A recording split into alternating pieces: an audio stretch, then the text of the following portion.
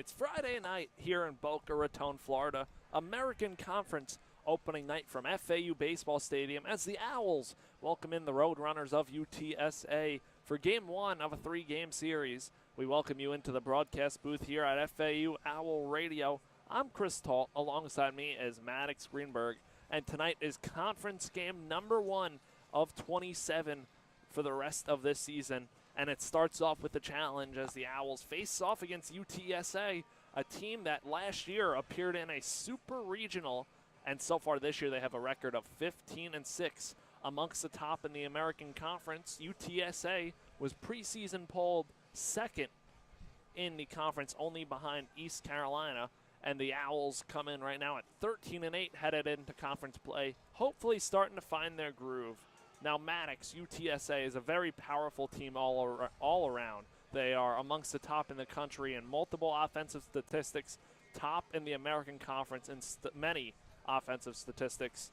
It's going to be a challenge for FAU this weekend to come out with a series win, but their offense has also started to figure it out recently over the last week and a half. What can we look for tonight in this game as both teams look to start conference play 1-0 here tonight? Well, Chris, first off for UTSA, they have to do two things. One, get up early, and two, play good defense. FAU has struggled this season when down early, even though you said they're starting to figure things out. In the previous game against FGCU, FAU was down 4-2 in the first inning and then didn't score until the late in the game in the 9th inning.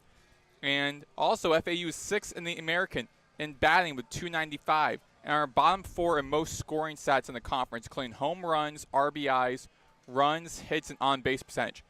UTSA needs to get on the board early and play great defense in order to get the victory tonight. And for FAU, they need to have a strong outing from their bullpen being led by James Littman, and they need to have good defense as well and get to the ball early. They need to quiet the runners and take out 3 batters per inning in the bullpen. Try and prevent UTSA from reaching base in this game. And UTSA, they're 13th in the nation in scoring with 10 runs per game. They're 13th in the nation and lead the American in batting with .334. FAU has to try and silence UTSA. They cannot let ground balls and fly balls get past them. You need to have a great game for your bullpen, but also from your infield and your outfield. And we see them struggle in that game against FGCU in those places. UTSA is certainly a team you do not want to give second and third opportunities to. You want to make sure you play a clean game, and it starts with James Littman on the mound. First pitch be about 6:30 p.m. here on FAU Owl Radio. It is a beautiful Friday evening. Breeze out to the right side, about mid-70s degrees. Sun starting to set here in Boca, but it's a great night for baseball between the Roadrunners and the Owls. When we get back here on FAU Owl Radio, it's lineups, first pitch, and baseball here in Boca Raton, Florida.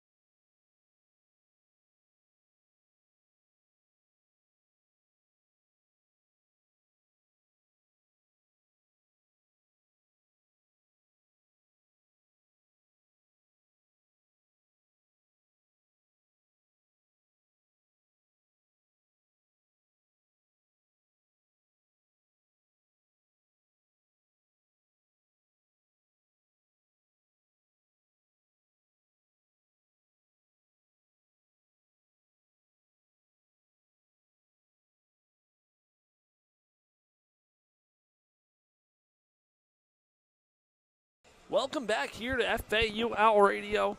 Chris Talt, Maddox, Greenberg here. James Littman on the mound for FAU. The starting pitcher and ace in this FAU rotation comes in with a 2-1 record. The 27 1/3 innings pitched, 10 earned runs, 34 strikeouts, 6 walks, and a 3.29 ERA. So great start to the year for Littman. Now he'll look to start conference play off with a bang against this UTSA lineup that is amongst the top in the country and the best lineup in the American Conference. It'll be a tough task today for the right-hander for the Owls. For the UTSA lineup, going to run through that really quick as Littman takes his warm-up pitches. It'll be Caden Miller, Jacob Silva, Lane Haworth, Drew Detlefson, Diego Diaz, Andrew Stuckey, Christian Hallmark, Josh Arquette, and Jordan Ballin. UTSA wearing their road blue tops, white-orange lettering, and FAU wearing their home Pinstripe Friday uniforms with owls across the chest. Maddox, this will be a fun game today.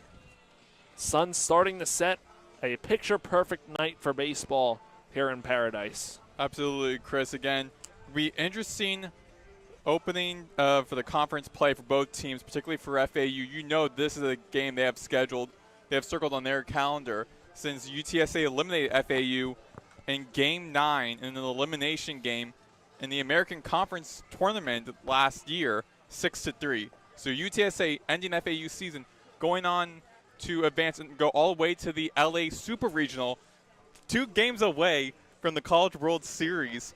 This is a really good squad, and FAU definitely going to have some plans of revenge, some eyes of getting back at UTSA. Hopefully, winner of this game will start off 1-0 in conference play. Littman just took his last warm-up pitch.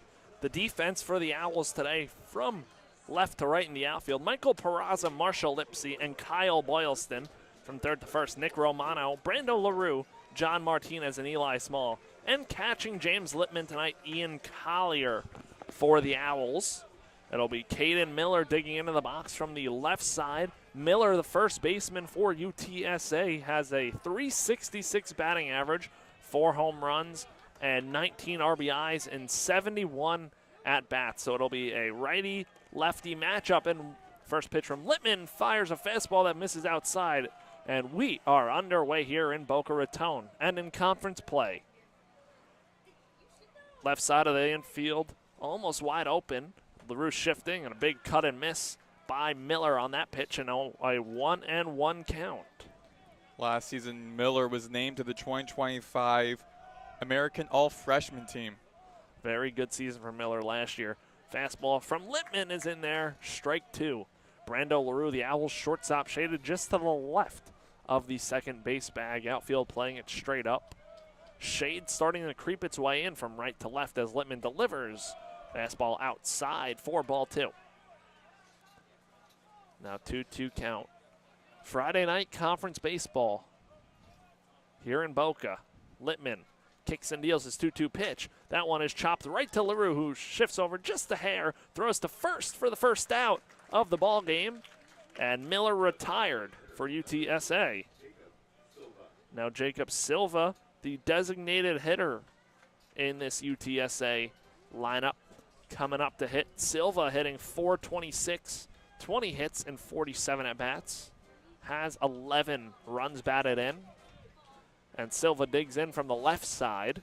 LaRue will play a little further to his left, closer to normal shortstop depth, as Littman pumps a fastball on the inside half for strike 1. Want to see Littman be efficient tonight. He kicks, deals the 0-1. That one's line foul past Eli Small at first base. It was close, but baseball's a game of inches, and that one was a few inches foul.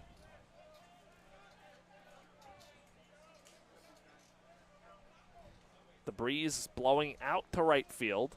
Something to keep note of for all the left-handed batters today. If they can get one into that jet stream, it can go a long way. Littman's 0-2 misses inside on Silva. He takes, and now a 1-2 count.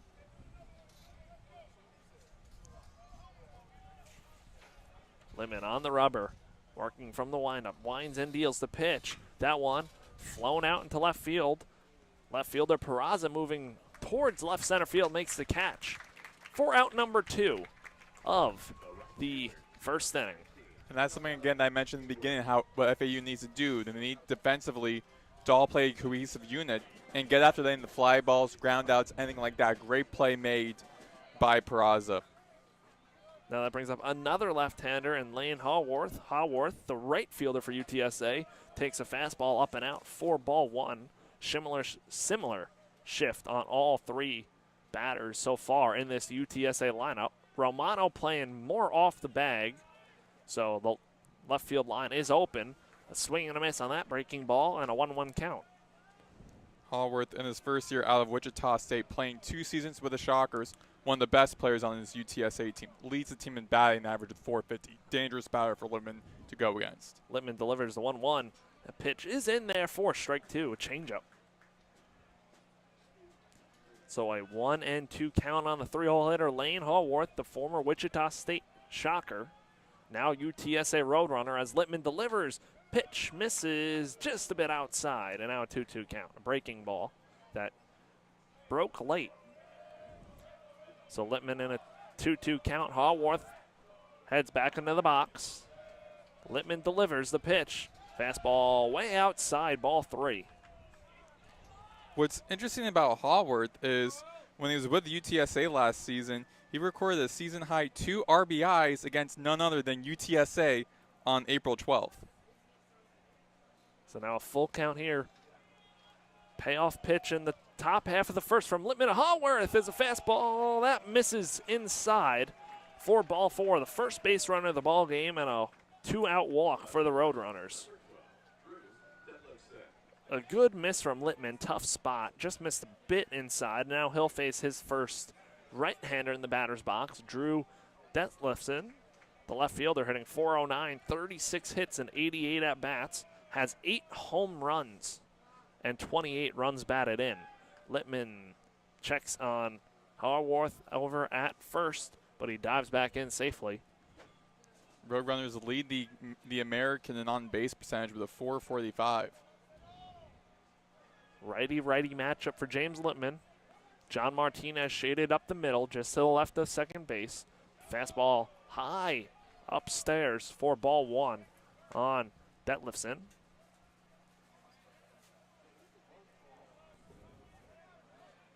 And Drew Detlefson, preseason all-conference player in the American Conference. Littman delivers. That fastball is in on the hands for ball 2.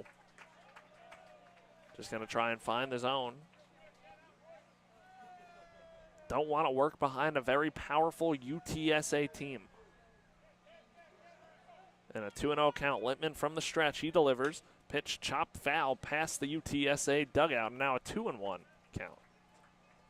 Also last year, Detlefson named to the 2025 American Second Team All-Conference, as well as a 2025 co-newcomer position player of the year prior to UTSA. Played 2 seasons at Dodge City Junior College. Littman checks on Haworth over at first, but he's safe. So he'll get back on the rubber. No breaks in this UTSA batting order. All around deep lineup. That one hit foul to the UTSA dugout once again. Now Littman a pitch away from getting out of this. 2 balls, 2 strikes. Littman has a lot of strikeouts on the year, 34 of them in 28 innings pitched. No stranger to big strikeout games. Littman deals his pitch. Breaking ball. He did not go around.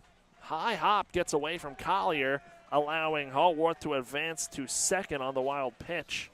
And now it'll be a 3-2 count, runner in scoring position for UTSA with 2 outs.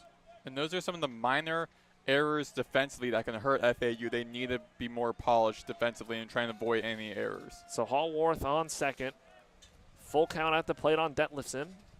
Littman kicks and deals to the right-hander. The pitch. That one's flown out foul out of play over towards the basketball courts on the right side. So Detlefson staying alive. this weekend, the FAU pitching really going to be tested. Payoff pitch from Littman to Detlefson is on the way. Breaking ball lined into left field. Peraza charging on one hop. Getting the wave and going home. The relay is wide. Collier's going to throw to second. That hops in there. And in at second base with an RBI single is Detlefson, advancing to second on the throw home. 1-0 Roadrunners lead.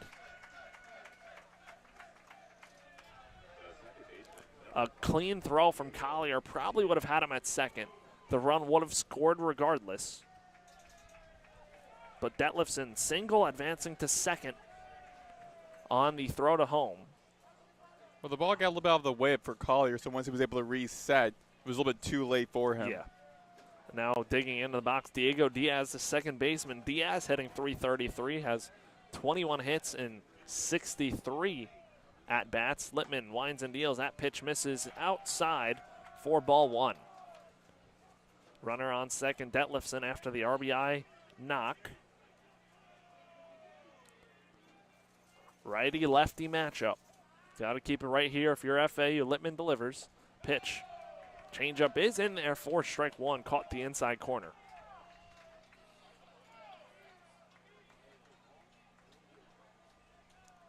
One ball, one strike. Littman kicks and deals. Pitch. Sky high pop up. That one is going to land just shy of the berm on the left side. Nobody able to get there in time. But now a 1-2 count as Littman looks to rebound. After UTSA's two-out rally. 2 consecutive outs to start this game. A walk and then an RBI single. But Littman can hold it right here. Sets on the rubber from the stretch.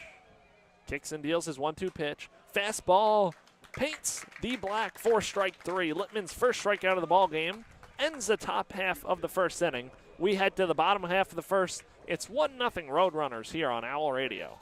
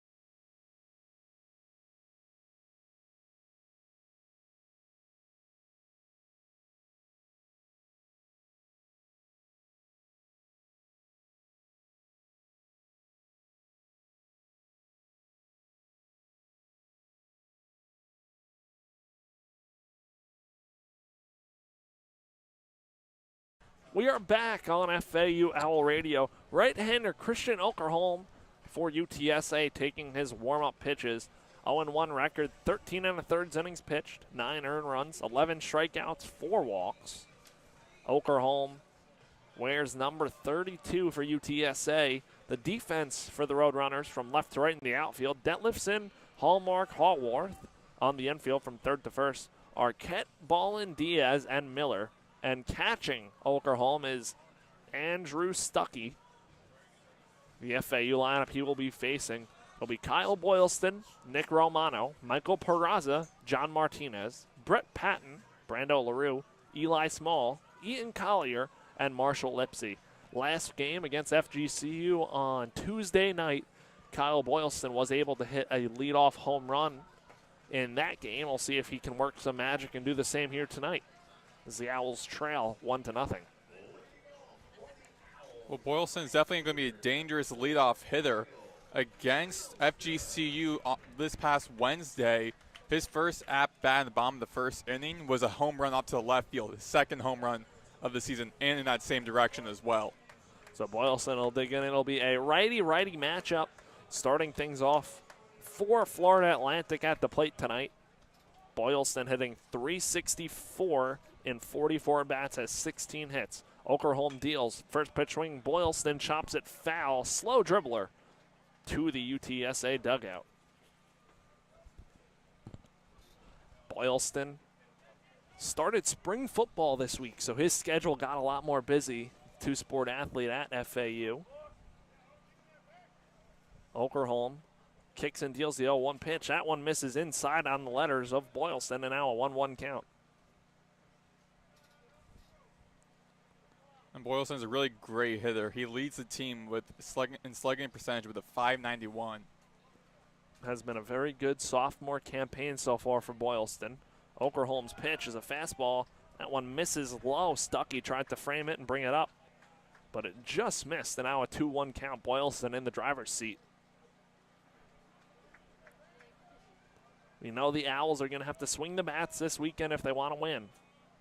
UTSA very good offensively. Pitch, skied foul out of play over the right side for Boylston. Now 2 balls, 2 strikes. Well, I feel like wind's going to be a little bit of a factor here. Even though the flag in the outfield is moving to the right, we can still feel the breeze coming in. It's pretty, not too powerful, but definitely could be a factor coming in. Definitely will be, especially for those left-handed bats like Nick Romano on deck. But a 2-2 count here on Boylston as Okerholm deals. Breaking ball flown out to right center field. That one is going to be caught by the right fielder Hallworth in the gap. And Boylston retired for the first out of the bottom half of the first inning. Boylston gave it a ride out there, again playing into that wind, but retired for the first out of the inning. Nick Romano, the Owls' third baseman, now coming up to hit. He's hitting .329, 25 hits and 76 at-bats. Also has 2 home runs this year. The pitch from Okerholm, breaking ball that goes to the backstop. The shift on Romano has ball in the shortstop to the left of the second base bag, playing up the middle. Third baseman Arquette playing on even with the bag, giving Romano the line if he can take it the left side. He takes a breaking ball for strike 1 and now a 1-1 count. Coach McCormack tinkering with the lineup as he's done so far to start this season. Trying to catch a spark with anybody he can. Okerholm's 1-1 pitch misses outside, ball 2. Romano's also one of those dangerous hitters as well. He ties with Boylston and 2 other Owls in the lead with home runs with 2, and both of them coming out to in the right outfield. So, of course, in the infield for UTSA is shifting to the right to make sure they're able to stop Romano. Okerholm's 2-1. Big swing and a miss. Low pitch. Romano chased, and now a 2-2 count on the Owls' third baseman. The shade starting to creep its way across the field from right to left. Left field still dealing with the sun. Detlefson out there was just shielding the sun with his glove. The pitch to Romano misses down low, and now full count. 1 out here in the bottom half of the first. Owls trailing 1-0. Where the FAU baseball stadium is located and how it's built, for these opening games of the series, Okerholm deals the pitch to Romano, who protects, fouls it off, and that one's going to go into the parking lot over the left side. For how the stadium is built, where it's located at, particularly for these early games of in these series, in those 6:30 p.m. games, the sun will be setting off to the right side, and that's starting to glare, and definitely affects players on the field. Definitely can. We've already seen that happen a few times this year across multiple games. But a full count here from Okerholm to Romano, who chops it right back to Okerholm on one hop. He'll take a few steps towards first, flip it underhand, and Romano retired for the second out of the first. So now Michael Peraza, the FAU left fielder, coming up to the plate. Peraza hitting .364, 66 at-bats, 24 hits, 2 homers, and 10 runs batted in. Digging in from the left side, the shift takes the shortstop Ballin to the right side, so only the third baseman Arquette on the left side of the infield. Peraza takes first pitch for strike one. Another good batter for FAU. 3 triples leads the team, and having a 364 batting average and 18 runs. Not bad season for Peraza. Very good start for the transfer. Okerholm winds and deals the pitch. Fastball catches the inside corner for strike two. Now Peraza in an 0-2 hole.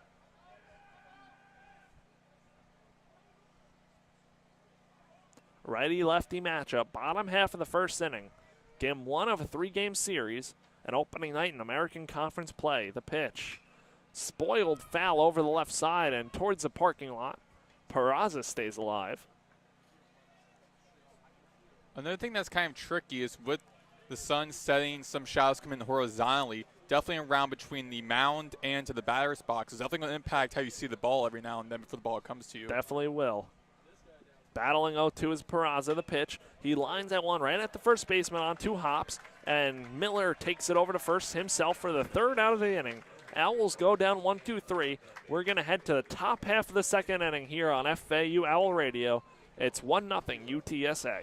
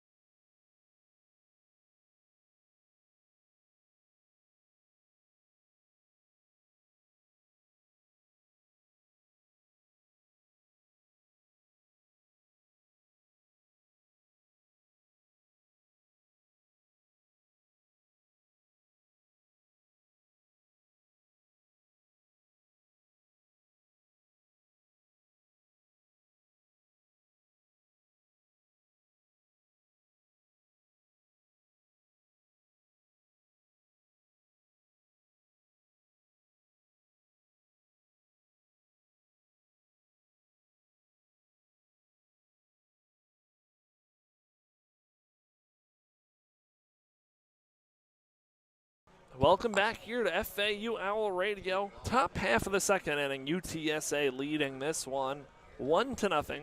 It will be 6-7-8, starting with the catcher, Andrew Stuckey, hitting .286, 56 at-bats, 16 hits, 6 home runs, and 16 RBIs for Stuckey. The right-handed catcher digs in against Littman, who throws his first pitch of the 2nd inning, a fastball that misses. Actually, a late call from the ump, strike one, and an 0-1 count. Righty-righty matchup. Littman trying to rebound after the first inning. He delivers. A big swing and a miss on a breaking ball for strike two. And now an 0-2 count on the UTSA catcher, Andrew Stuckey. Littman winds and deals, breaking ball misses low, ball 1. Littman likes to work quick. Already on the rubber. Winds and deals to 1-2. Breaking ball popped up on the right side, going back to catch it is Eli Small. Nice catch in shallow right field. Had to avoid John Martinez, who dove for it. And first out of the 2nd inning for James Littman. Yeah, Small didn't see Martinez. Martinez slid while Small had his back towards him, trying to catch the ball, and almost ran over him. Luckily, the last second, he saw his teammate on the ground, jumped over him. That was already a tough enough catch, and I'm sure Eli Small's like, don't make this tougher for me. Yeah, exactly. The way that Small turned as well. Now the left-hander hitting center fielder Christian Hallmark in there, takes first pitch, strike one with 1 out in the 2nd. Hallmark hitting .333, 21 hits, 63 at-bats. Littman deals. Fastball misses down low, ball 1. Now 1 ball, 1 strike. Romano at third, playing on the edge of the grass. Everybody else playing straight up. Littman kicks, deals the 1-1. Fastball misses out and up, ball 2. Christian Hallmark, the son of the head coach, Pat Hallmark, who's in his 7th season with the Roadrunners. Very successful head coach here at UTSA too, Hallmark. Christian Hallmark takes 4 strike 2 on the inside corner. Yeah, last season was named the American Coach of the Year. He led the Roadrunners to program high 47 wins and program low 15 losses. Littman winds and deals that one, line down to center field. Lipsy takes a few steps in, makes the catch for the second out of the second inning. Hallmark retired. Even though Lipsy's been having, as we mentioned, past couple of games, having a down year, defensively he is really strong in that center field position. That's one thing that you know is always for sure with Marshall Lipsy in center. His glove flashed a lot of times last year. Just looking to find his groove offensively so far this year. It'll be Josh Arquette, the third baseman, digging in. He takes a breaking ball, 4 strike 1 with 2 outs in the second. Arquette hitting .309, 25 hits, has 4 home runs and 26 RBIs, hitting in the 8 hole as he takes fastball, 4 strike 2. Littman looking to retire the side right here. On the rubber, Arquette steps back into the box from the right side. Littman winds and deals the 0-2 pitch to Arquette. Fastball in there, 4 strike 3. Second strikeout of the ball game for James Littman. Retires the side in order. And we head to the bottom half of the second inning as FAU trails 1-0.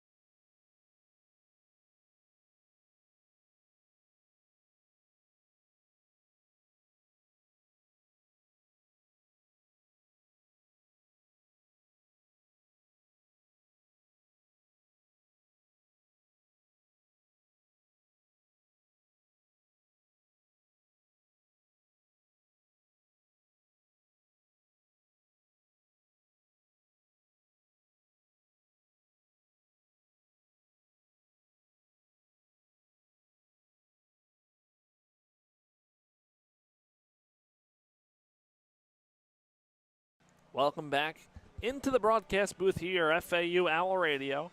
FAU baseball against UTSA, conference opening game Friday night. There'll be 4, 5, 6 in the FAU lineup against Christian Okerholm. After the Owls went down 1-3, Martinez, Patton, and LaRue. Martinez, right-handed second baseman, digs in against the righty Okerholm. Okerholm deals his first pitch of the second inning. First pitch swing, grounder to the shortstop, Ballin, who fields, throws to first. For the first out of the second, Martinez retired. And a quick out for Okerholm. Bringing up the designated hitter, Brett Patton. So Patton now heads up to the box from the left side. Hitting .308, 16 hits, 8 RBIs, and 1 home run. Third baseman, Diaz.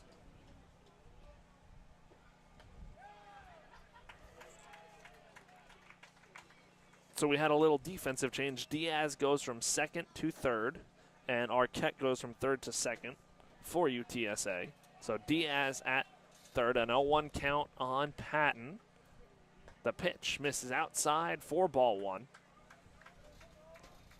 Patton, one of 12 transfers on this FAU squad, one of 4 playing today. Trying to give FAU their first base runner of the ball game. Okerholm delivers the pitch. A big swing and a miss on a breaking ball, now a 1-2 count. That breaking ball definitely threw Patton off. It was starting to go down to the dirt before he swung. So 1-2.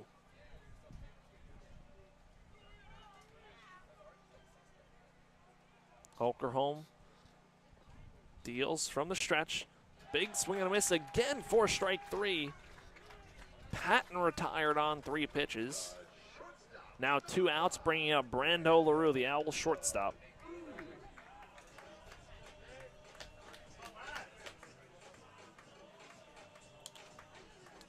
So now LaRue heading from the right side. Hitting .260, 20 hits and 77 at-bats. 14 runs batted in. Trying to get things started for the FAU offense. Holkerholm deals breaking ball to LaRue. Takes it upstairs for ball 1. So 1-0 count. Holkerholm kicks and deals a 1-0 pitch to LaRue. Chases a breaking ball low and out for strike 1.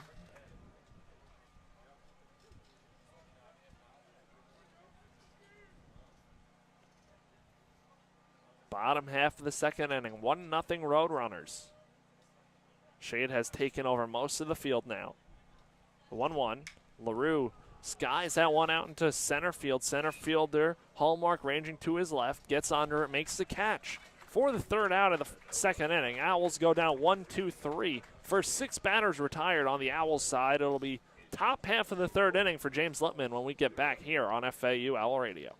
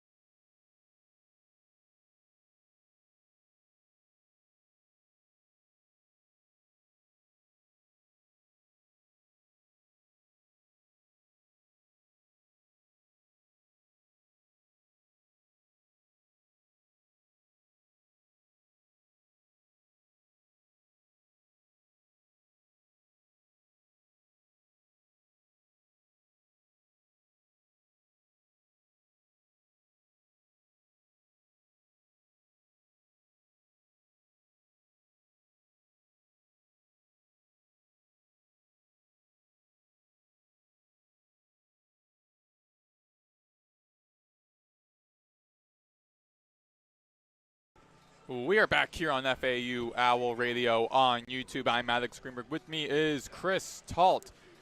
1-0 UTSA lead over FAU in this conference series opener for both teams this season. UTSA leading here at the top of the third inning. Due up for UTSA batters would be the bottom of the batting order. Jordan Ballin entering the left batter's box. Then it'll be Caden Miller and Jacob Silva at the return of the batting order. First pitch against Ballin is a strike 1 by James Littman. A lot of left-handers in this lineup against Littman today. Here comes the second pitch against, and it goes into the fence on the left side, foul territory. Foul 1, strike 2, 0-2 count. Last time both teams played each other was in the American Conference Baseball tournament, which UTSA ended FAU's season 6-3 in Clearwater, Florida. Upstairs for a ball 1. It's a 1-2 count for Littman. The Owls trying to start conference play off 1-0. Same as UTSA. Down low for a ball, 2-2 count. Ballin last year was named to the 2025 American All-Freshman team and to the American Second All-Conference team. Really good freshman campaign. Had the nation's 4th best on-base percentage with a .541, a program single season high. We're at frozen rope, 3-2 count for Littman as Ballin returns to the left batter's box. Littman wheels and deals on the hill and hit high into the left field. That flies into the berm. Foul ball. Count remains at full.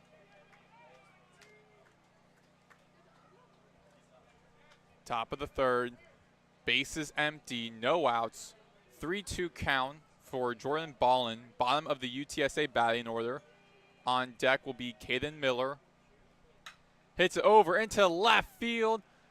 Peraza making his way to the warning track and makes a catch in front of the wall. Records the first out. And now send Ballin packing to the dugout and brings up Caden Miller for the second time. 0 for 1 today with a .361 batting. And a lot of good UTSA hitters on this team. The next two up both have over 400 batting. That goes to show why UTSA has 15 wins this season. Foul ball pops up, rolls into the right side down the foul line. And for UTSA, it's also very nice. They retained a lot of guys from last year's very successful team. So trying to do what they did last year and make it back to Super Regionals. Yes, they have 25 returners, 7 transfers on this team. 2 out, 2 strikes now. 0-2 count. Infield shifts to the right for the left-handed batter, Miller. Check swing by Miller and ruled a strike by home plate umpire Joe Harris. And so that'll also send Caden Miller packing to the dugout. Third strikeout of the ball game for James Littman. Now another left-handed batter, Jacob Silva, the sophomore designated hitter out of San Antonio, Texas. One of the 7 transfers on this team coming in from TCU. First pitch is a ball 1 outside. Silva flew out to left his first time up. So 0 for 1 so far tonight. And that'd be a foul ball, rolls into the right side in front of the Owls dugout. So it'd be a foul 1, strike 1 to 1-1 count. Love to see Littman just continue to be efficient right here. Get the team back in the dugout, get them up to hit. Hits a high over into shallow right field. And Boylston calls for it, and he will make the catch. Recording the third and final. Now a quick 3 up, 3 down inning for the FAU defense. When we return in the bottom of the third, Eli Small, Ian Collier, and Marshall Lipsy will be up for FAU.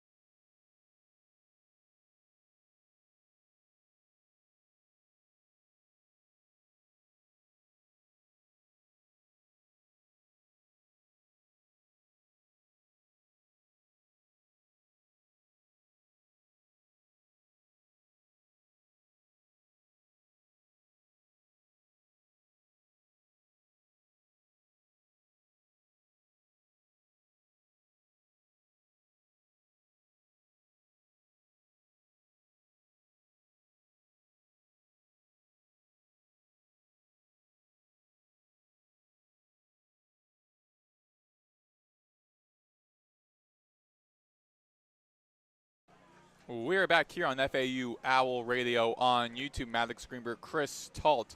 1-0 UTSA lead as we head to the bottom of the third inning. FAU 3 up, 3 down defensively, taking out 3 UTSA batters. Strong defensive effort by the Owls.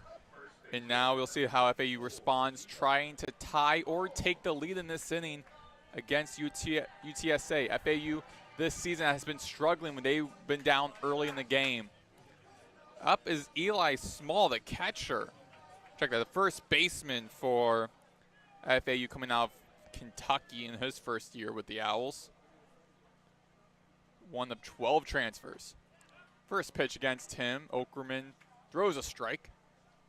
0-1 count. Small, the sophomore first baseman from Elkhorn, Nebraska. Played 12 games with the Wildcats in 2024. Then played with the Lacrosse Loggers in Northwoods League Summer League last season. Low in the ground for a strike two, actually just inside the strike zone. 0-2 count. Small unable to hold up on that one. He went around. Small, the left-handed batter. Okerholm, right-handed pitcher. On the hill. Wheels and deals. Here comes the pitch, and low in the dirt. Ricochets off of the chest of Stuckey. Be a ball one. It's a 1-2 count. Again, the Owls still looking for their first base runner of the game here in the third.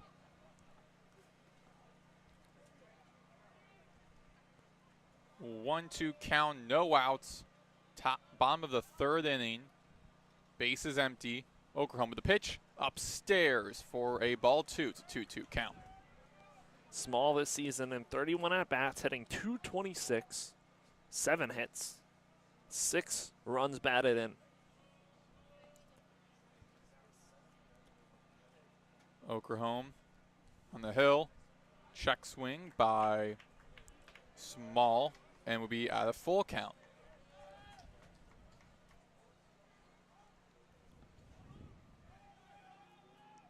Okerholm with a 5.28 ERA.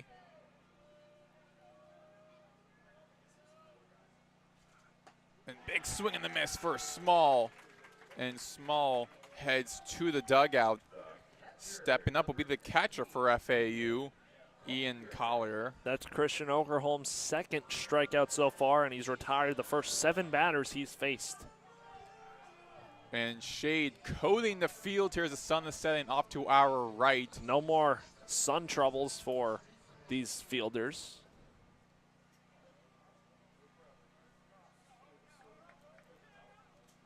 Collier, the right-handed batter. First pitch against him in this game is a strike one by Okerholm.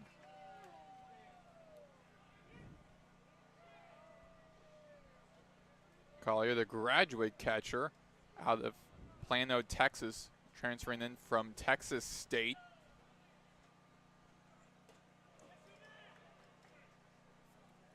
That'd be a low pitch for a ball one. It's a 1-1 count. One of 4 transfers playing today for the Owls.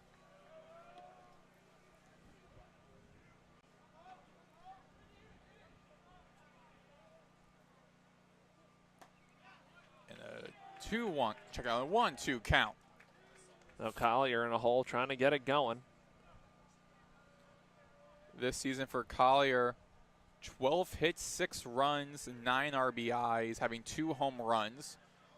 He is tied for the lead with 3 other FAU batters.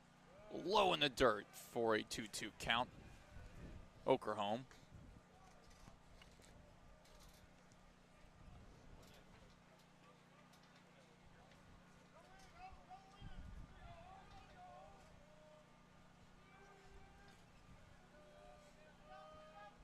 Okerholm returns to the bump on the field. On a 2-2 count. Outside, and we will once again be on full counts, 3-2 for Ian Collier. Just got to get on base. Need base runners for FAU.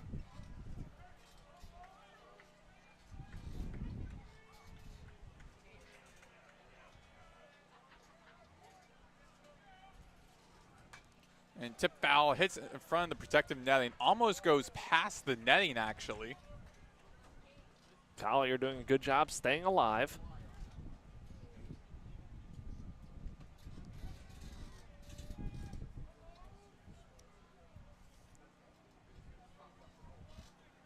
Still 3-2 count. Okerholm on the hill with a kick and high into foul territory. That flies over to the bump right next to the bleachers.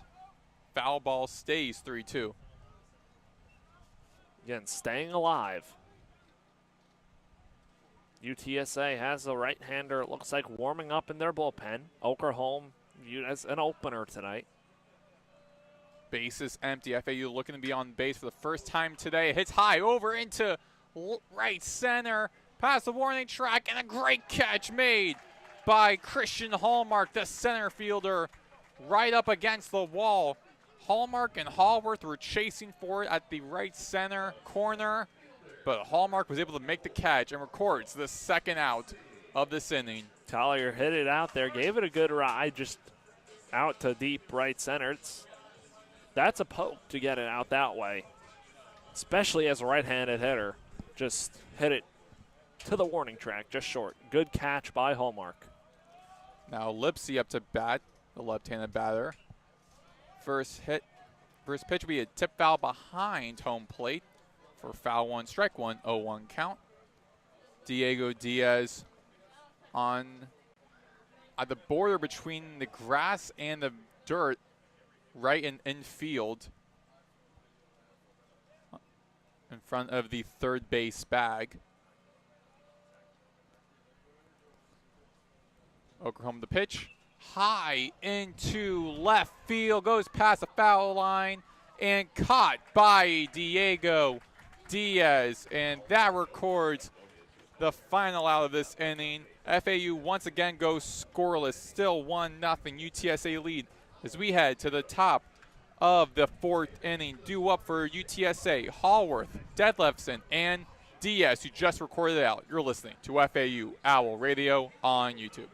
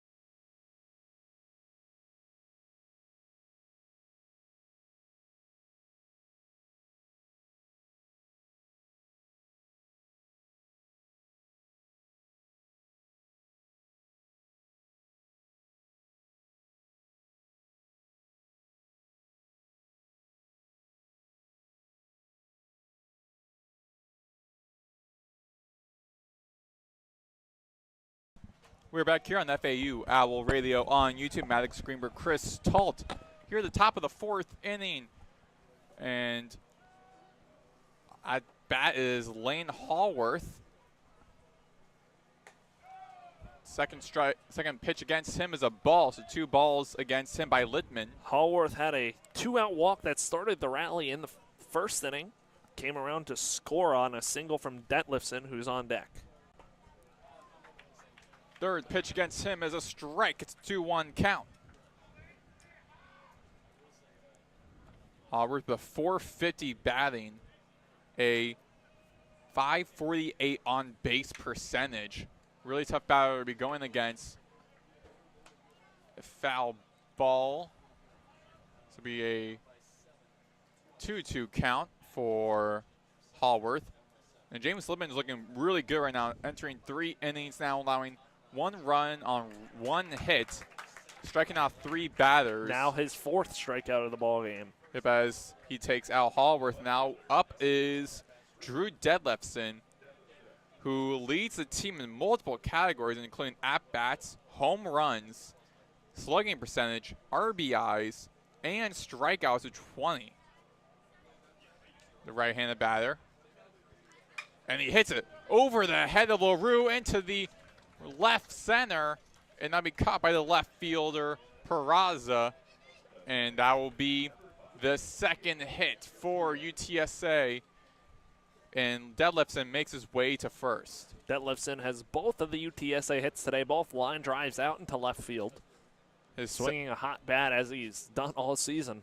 And his first at-bat today was a single, so again, another single for Detlefsen. Now it's Diaz, and a strike one by Diego Diaz as a foul tip rolls off to the left side. Littman working close to 60 pitches right now.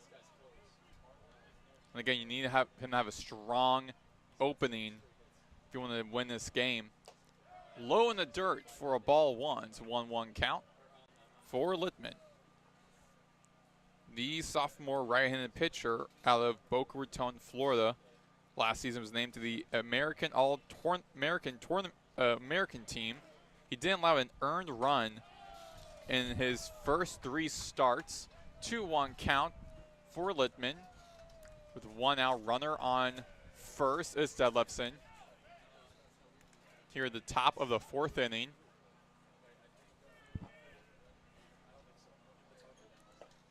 Against the left-handed batter, Littman throws another strike. It's 2-2 count.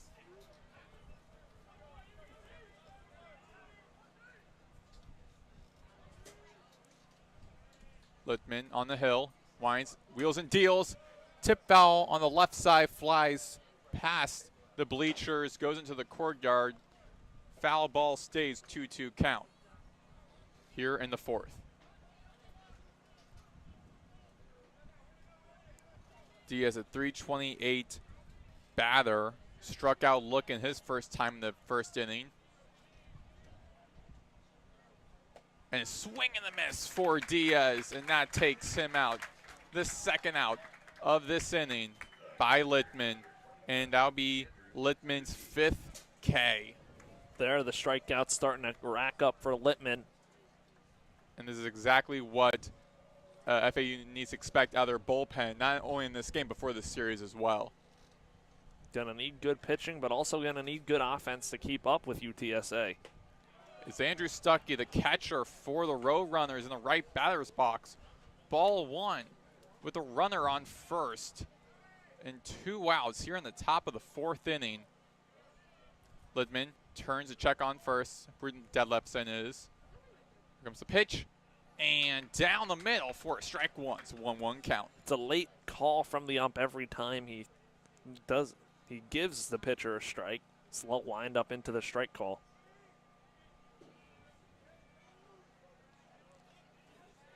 Littman with the pitch, upstairs, almost chin music. And the officials be ruling. Looks like they call a balk. Be ruling a balk to be sending Detlefsen off to scoring position on a 2-1 count on 2 outs. It's now, if you're Littman, you have to turn your back on Detlefsen. It's a 1-1 count now. A 1-1 count now, thank you. Yep. Scoreboard read 2-1 count, now they moved it back to 2-1. Tip foul rolls off to the right side. Now it'll be a 1-2 count. Foul 1, strike 2. Detlefsen this season had 1 stolen base. So if you're a Littman, you have to keep your eye on Detlefsen, who's behind you. And grounded out into LaRue. Check it. To LaRue, throws it over to Small at first base, records a 3rd and final out. And another quick inning for FAU, facing only 4 batters. When we return, the bottom of the 4th inning, due up for FAU will be Boylston, Romano, and Peraza. So we return here on FAU Owl Radio on YouTube.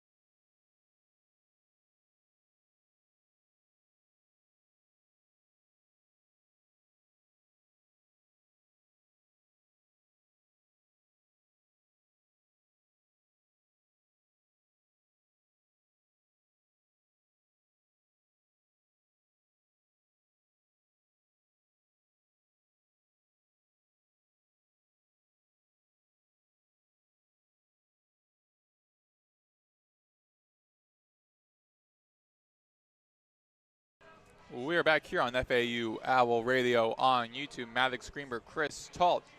Here entering the bottom of the 4th inning. FAU keeps UTSA scoreless. So we're here in the bottom of the 4th inning. Up for FAU will be Kyle Boylston. And back to the top of the batting order for the Owls for the second time in this game. 0 for 1 today with a fly out into right field and caught by Hallworth, the opening batter for the Owls. Boylston seeking his 3rd home run of the season against FGCU on Wednesday. His first at-bat was a home run. First pitch against him is a ball 1 in this inning by Christian Okerholm, the 4.96 ERA right now. Pitching in 3 innings, allowing 2 strikeouts, no runners on base.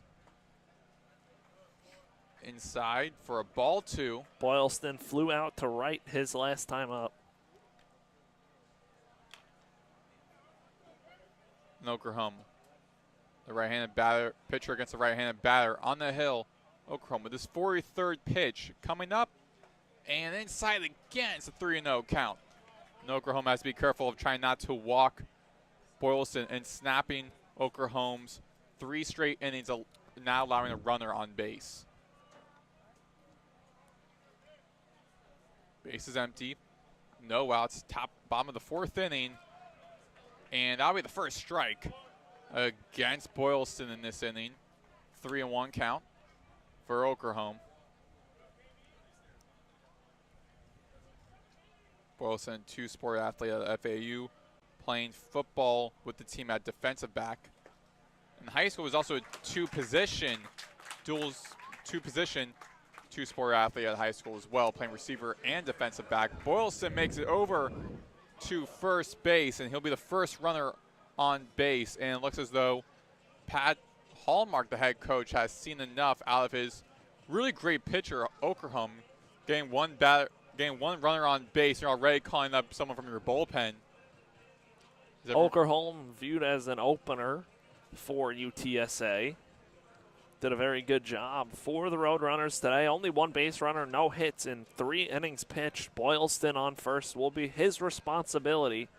But new pitcher, we're going to take a quick break here on FAU Owl Radio. Pitching change for the Roadrunners.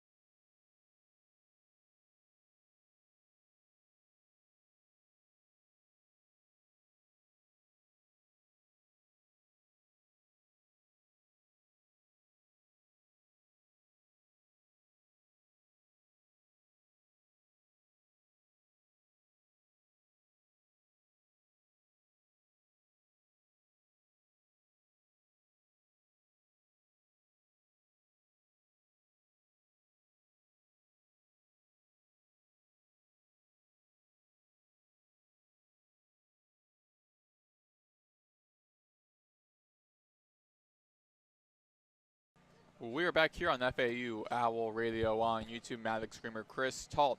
1-0 UTSA over FAU in the bottom of the 4th inning. Pitching change made by UTSA.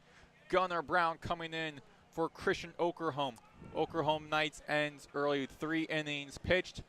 No hits, no runs, walked 1 batter, and that's Boylston, who'll be on the be at first base. The first runner on base for FAU in this game. Striking out 2 batters. Brown on the hill, the 7.88 ERA. First pitch against Romano is a strike 1. Brown, tall right-hander, stands 6'4", 225, transfer from Sam Houston in his senior season with the Roadrunners. One of the taller pitchers in this bullpen for the Roadrunners. On the hill, here comes the second pitch on 0-1 count. Runner on first is Boylston. And inside for a strike 2. It's an 0-2 count. Gunnar Brown, the senior right-handed pitcher out of Houston, Texas, joined UTSA last season coming in from Sam Houston State, playing 2 seasons with the Bearcats, and before that playing 2 seasons at Cisco College. We'll play a season with Bearcats and checks Boylston at first. Boylston stays safe at first base. Still remains an 0-2 count, bottom of the 4th, no outs. Trailing 1-0. Romano, first at bat was grounded to the pitcher, thrown over the first base. And be a ball 1's a 1-2 count, and that's something that Romano desperately needs.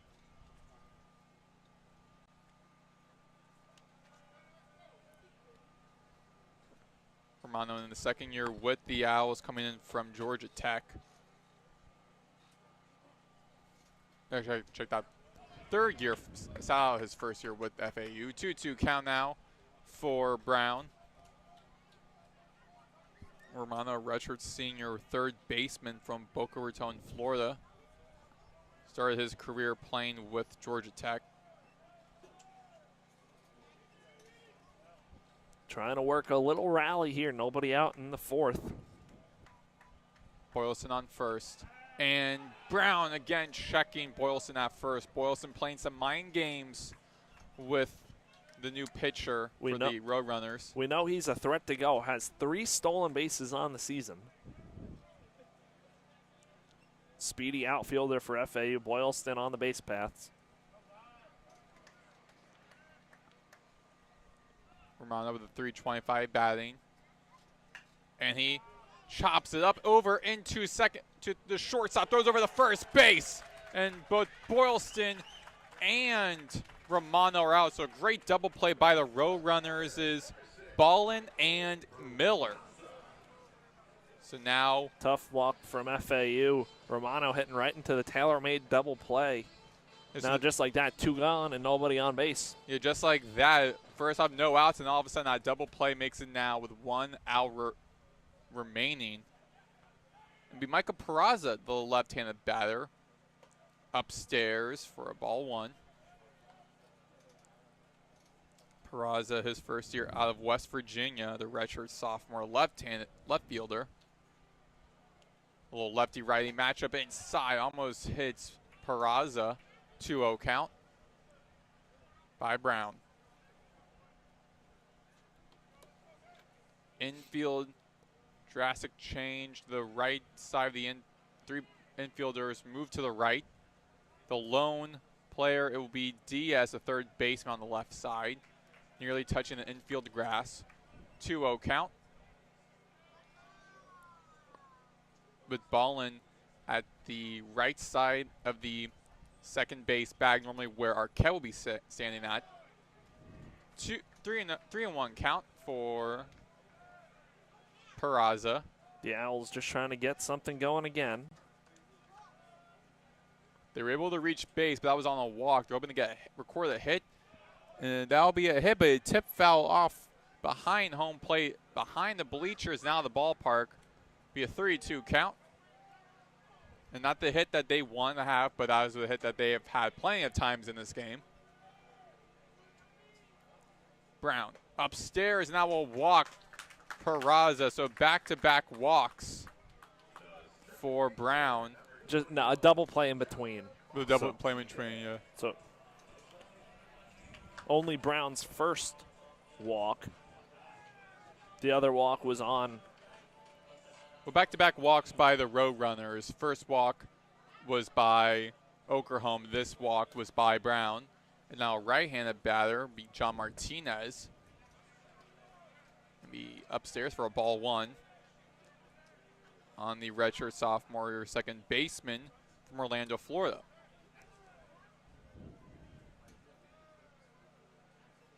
Runner on first is Peraza. High over into left field. Looks to be just in fair play and ruled just inside the left foul line, and a triple by Martinez. A single.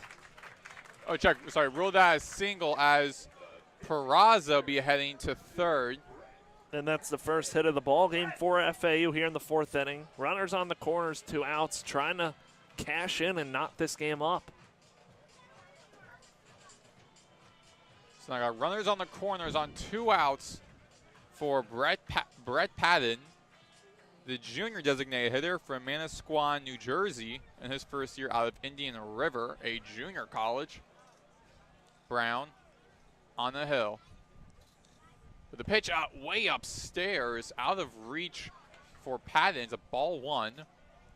Infield moves to the right with Diaz, the lone infielder, again nearly touching that infield grass, covering third, where the tying run Peraza will be at.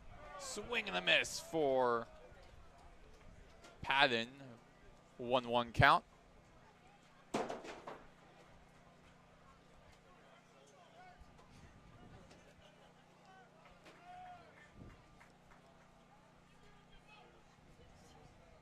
On deck will be LaRue.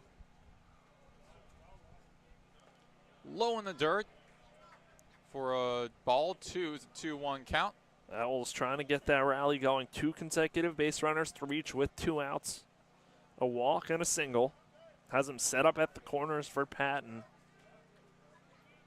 Big spot for FAU to even this game up. A little bit of pressure as they are on 2 outs. Big swing and the miss for Patton. As be a 2 balls, 2 strikes, 2 outs.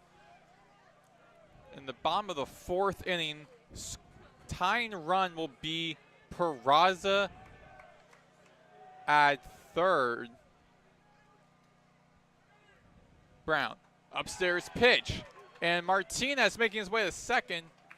Stolen base for Martinez, so a single could score 2 if you're Patton. And now a lot more pressure will be on Brown. He's got 2 runners in scoring. I've been a little bit too early to call out Oklahoma, don't you think, Chris? A little bit too early to call out Oklahoma. It was definitely the plan, though, from this team and Coach Hallmark. Oklahoma viewed as, again, an opener, so not going to give you much length, but I'm sure he gave UTSA much more than they could have asked for tonight. Brown on the hill. Full count, 2 outs, 2 runners on base, both in scoring. Tip foul behind home plate. Stays a 3-2 count. Here in the bottom of the 4th inning, Owls down 1. It's a 1-0 UTSA lead. FAU looking to get the lead, not just the tie at this point, get the lead. Again, a single would send both Peraza and possibly Martinez to home plate. Upstairs, now will walk Patton. And now you have bases loaded on 2 outs for Brown as Brando LaRue today 0 for 1, flew out to center field. Now bases loaded here for the FAU shortstop. This is one of those guys at the beginning of the year, and Coach McCormack I'm sure he'd have LaRue up in these big spots. Came through a lot for FAU last year, trying to break through in a big way here tonight. And LaRue's a great batter to have. He leads the team with doubles with 5. And they grounded out into shortstop ball, and that'll take out FAU, and it will end this hopeful comeback inning. Deemed not so. FAU will be still scoreless as we head to the top of the 5th inning. 1-0 UTSA as we head to the top of the 5th inning. You're listening to FAU Owl Radio on YouTube.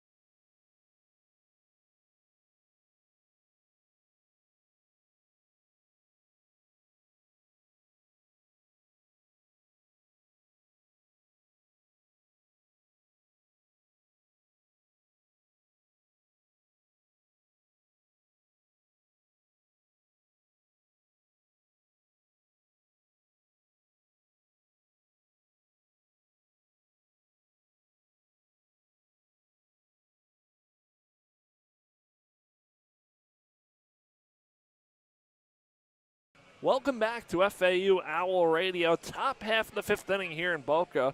It is 1-0 Roadrunners, and it'll be 7, 8, 9, starting with Christian Hallmark, the center fielder.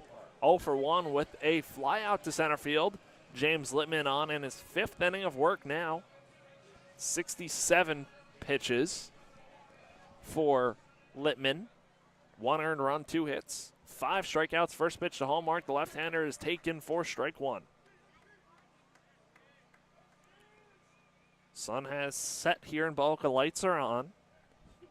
Littman delivers to left-handed hitting center fielder. Deals a breaking ball. Swung on and missed for strike 2. Hallmark, his first at-bat was in the top of the 2nd inning. A fly out to center field.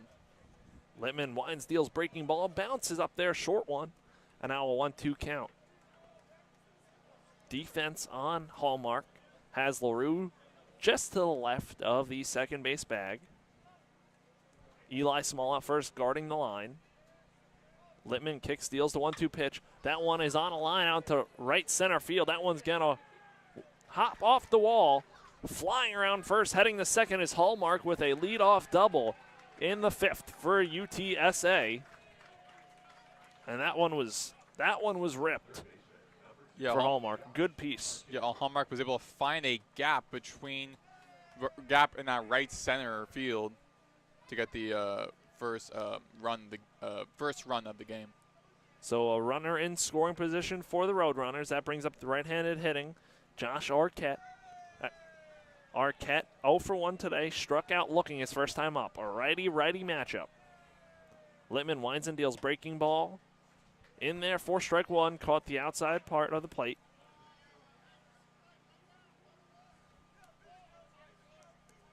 Owls trying to find it. Littman trying to hold it right here. A 1-0 ball game. Littman deals fastball, swing and a miss, strike 2. Lively fastball from Owls right-hander, James Littman.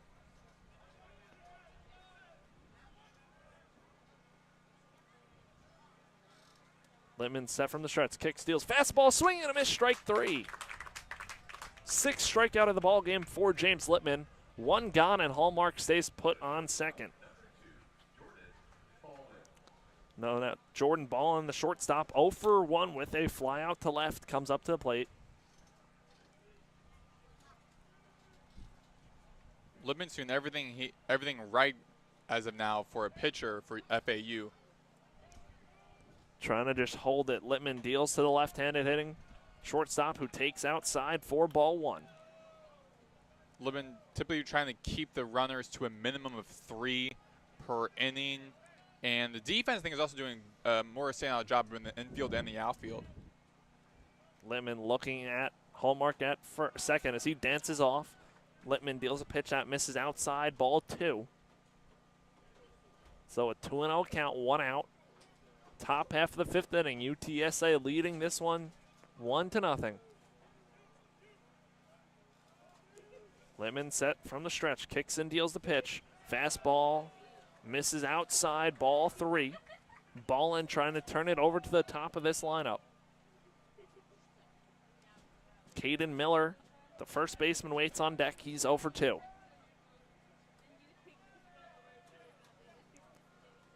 Littman's 3-0 pitch. It's a fastball. That one's in there for strike 1. So 3 balls, 1 strike. Hallmark on second. Speedy center fielder. So Littman keeping a close eye on Hallmark. He kicks, steals the pitch, fastball. Misses outside, ball 4. So runners on first and second now for UTSA with 1 out in the 5th. Now the left-handed swing, Caden Miller coming up to the plate. The Owls had bases loaded and 2 outs last inning. But now we're going to get a mound visit from Coach Hunter Cooley, pitching coach Hunter Cooley. Trying to calm down the sophomore right-hander, James Littman.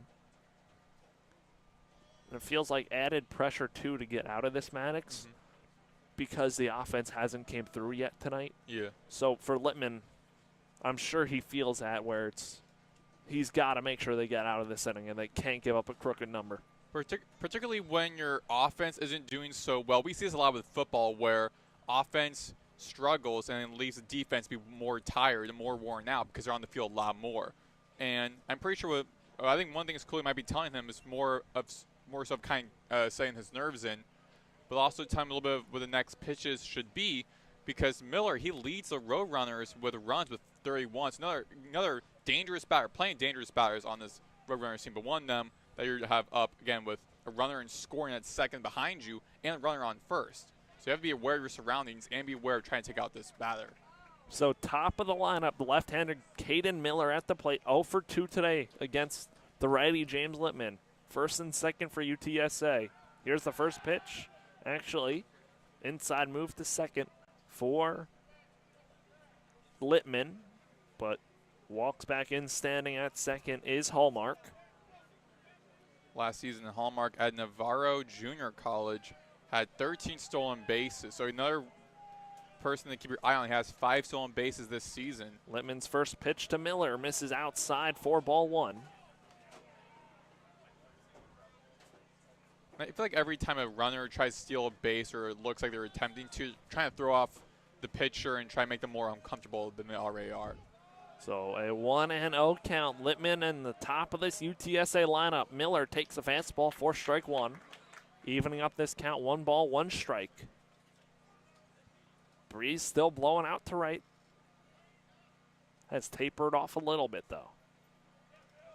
And a 1-1 count with 1 gone, trying to roll a double play. Pitch from Littman. Misses inside. Collier had to take a stab at it. Now a 2-1 count. See some tossing in the FAU bullpen out in right field.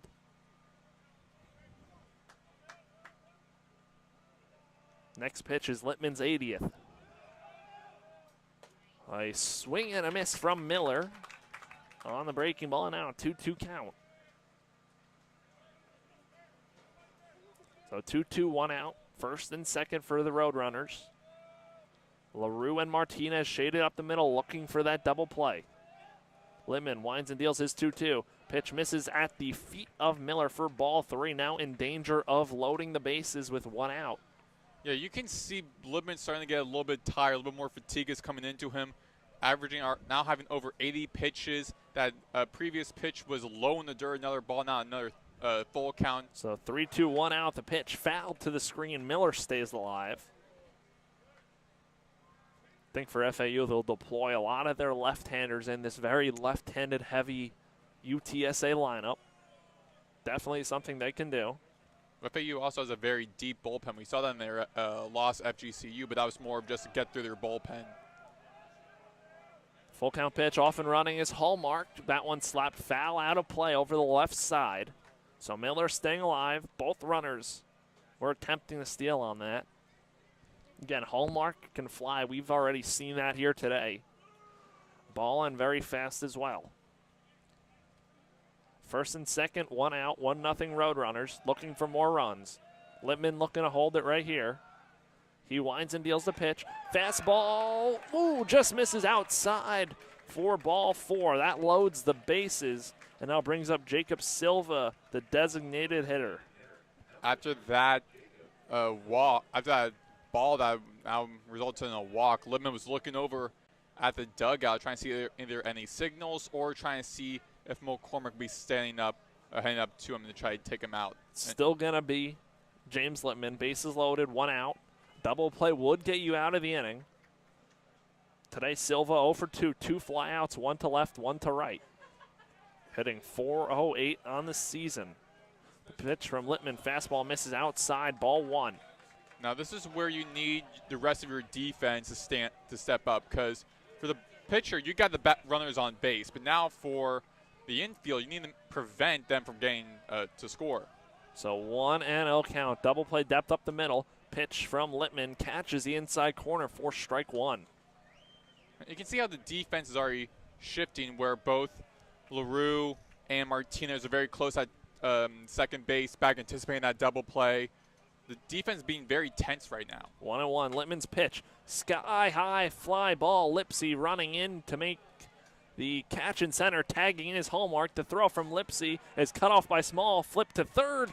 Gets the runner at third for a double play. But coming across the score before the out was recorded at third was Hallmark. So it's 2-0 UTSA. We end the top half of the 5th inning. We'll head to the bottom half of the 5th. It's 2-0 Roadrunners here on FAU Owl Radio.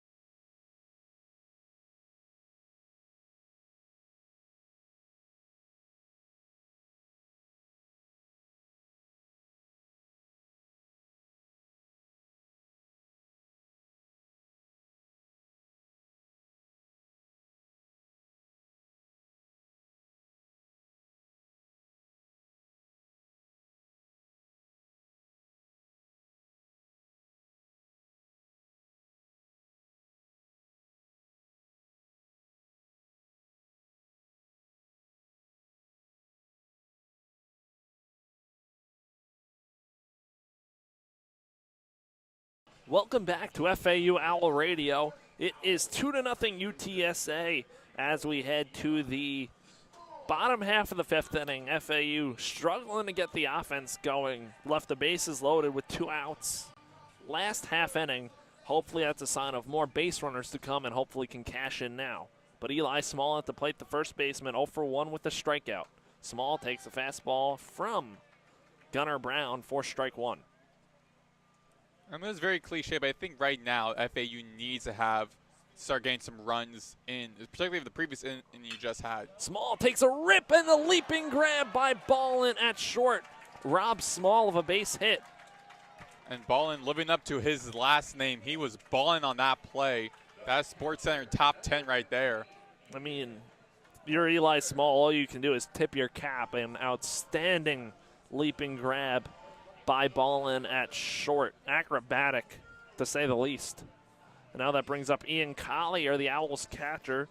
Gave one a ride out to right center field, just missing a home run last time up. See what the Owls catcher can do now. See, flies that one out to left center field. Left fielder Det lifts in, moving back on the warning track, and caught by the center fielder. Not a catch. Looks like it hit off the wall or ricocheted.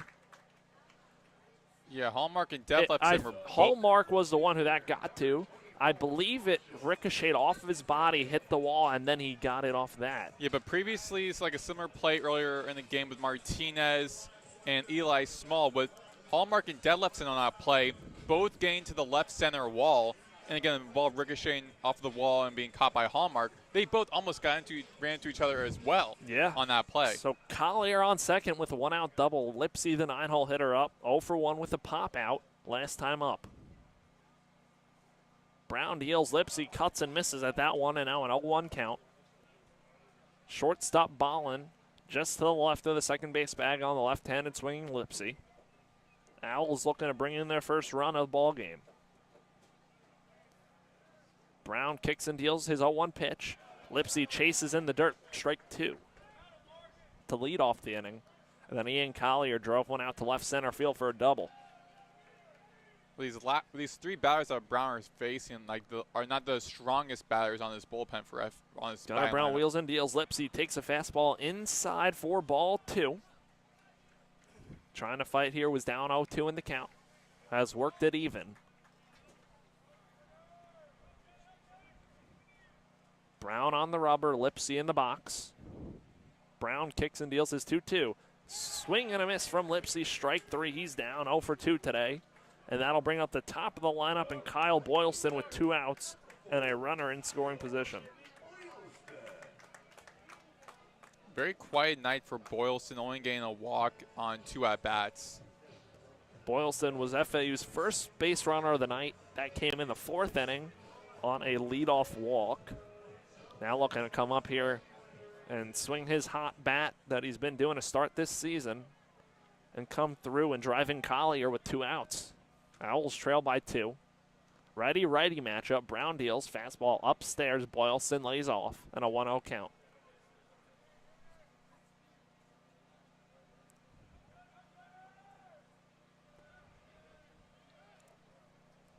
I'm sure Kyle Boylston had himself a fun Tuesday. I believe it was Tuesday when the New England Patriots, including Drake May, came to practice with FAU football. So Boylston got to meet some stars in the NFL. He takes upstairs for ball 2. There was a photo on the FAU football Instagram page of him with Drake May. So pretty cool. Maybe a future Patriot. We don't know. I mean, we have seen a lot of football players also get drafted to the MLB draft as well. Boylston takes a breaking ball low and outside for ball 3. Now ahead here 3-0. Trying to get on base with Collier already on second. I mean, we've already seen it. Hutchinson, one of the best defensive players in football, FAU product. So Hendrickson. Yes, Hendrickson. Yeah. 3-0 count on Boylston. Here's the pitch from Brown. Fastball. That catches the outside corner for strike 1. And 3-1 count. Boylston nods to the umpire, confirming that was in the zone. That would have been great for FAU if they would have had Aiden Hutchinson and Trey Hendrickson on the program.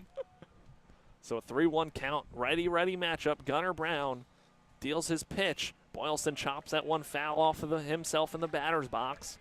And we'll have a payoff pitch here in this 5th. The Owls trying to do anything they can to scratch across a run. Offense struggling so far, only 2 hits into the 5th. Gunnar Brown's payoff pitch to Kyle Boylston is chopped foul. Boylston staying alive.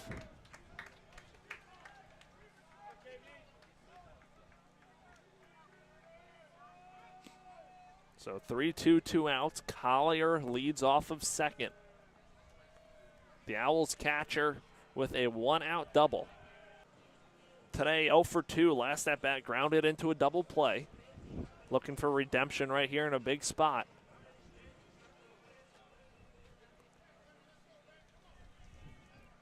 Romano stands in from the left side against the righty Brown. He deals.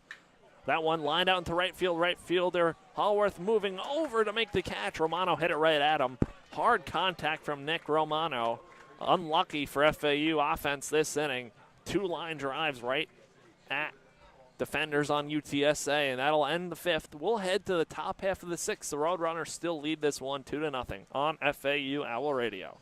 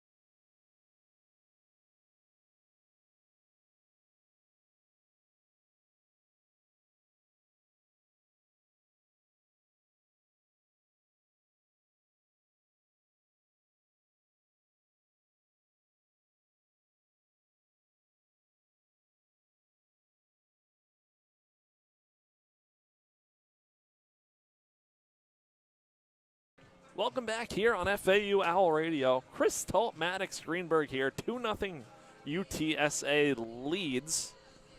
And it'll be 3-4-5 starting with Lane Hallworth, the right fielder, who is 0 for 1 today with a walk and a run scored and a strikeout his last time up. James Littman out there with 90 pitches to start off this 6th inning. And got to think Coach McCormack's going to have his eye on Littman here in the heart of this UTSA lineup in a close ball game. Yeah, we were mentioning just before coming back from break how probably max 1 runner on base will take Littman out. A breaking ball, first pitch in there, taken for strike 1 by Hallworth. A good pitch from Littman. Littman has 6 strikeouts tonight. Deals the 0-1 pitch, a slow chopper. Martinez charges, fields it, throws to first for the out. First out of the 6th inning. And that's what you want to see if you're James Littman. Quick outs to keep the pitch count in good shape for this part of the game. Yeah, I got to say, hats off to FAU's defense right now. How so far in this game, just keeping this really powerful and very high, very flashy UTSA offense, averaging about 10 runs per game, only the 2 entering the 6th inning. That'll be right-handed hitting Drew Detlefson. 2 for 2 today with 2 hard-hit singles. Takes the first pitch breaking ball for ball 1, down low. Righty-righty matchup. Littman looking to solve the cleanup man. Detlefson takes outside and low for ball 2.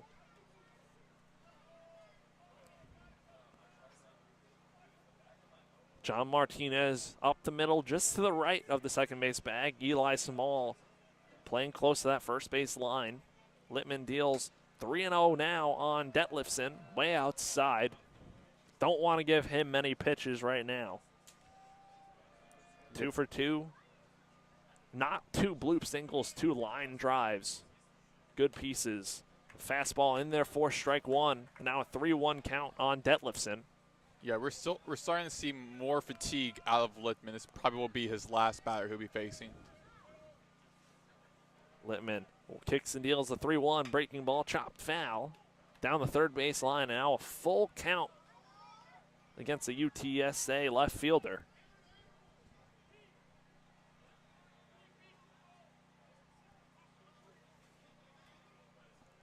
So 3-2, 1 out. Littman looking to retire another batter right here. He deals. Breaking ball misses way outside, ball 4. Detlefson is on for the 3rd time today, his first walk.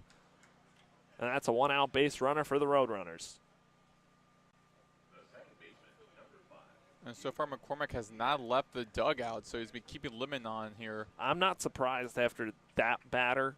Detlefson, I'm sure they told Littman to be careful with him. If anybody else gets on here, I could see it being the end of the night. It'll be Diego Diaz at the plate. Diaz 0 for 2 with 2 strikeouts. 1 swinging, 1 looking. He takes a cut and a miss at that one, and it's an 0-1 count. And again, Littman a double play away from getting out of this inning. The next pitch will be the 100th for the right-hander. The workhorse for FAU, James Littman, winds and deals. Pitch misses inside. Good save by Collier. And 1 ball, 1 strike. Also, as a freshman, he had a great campaign as well. He really did. Littman was the Sunday starter for FAU last season. The ace of this team off and running is Detlefson. The pitch is swung on and missed. The throw from Collier not in time. That's a stolen base for Detlefson, his 2nd on the season. And a runner in scoring position and a 1-2 count for Diego Diaz. Yeah, FAU got a little bit too late to that as Littman was starting his pitch. Detlefson already ran and was stealing second, so as soon as Collier got the ball, it was too late. Ahead here, 1-2, the pitch. Breaking ball fouled off by Diaz, so he'll stay alive. UTSA looking to tack on more. A 2-0 lead against a struggling FAU offense.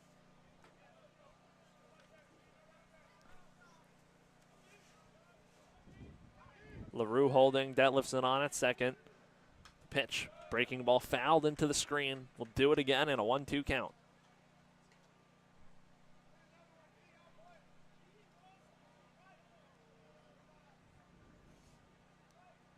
Littman trying to just hold it right here. We've said it a lot tonight.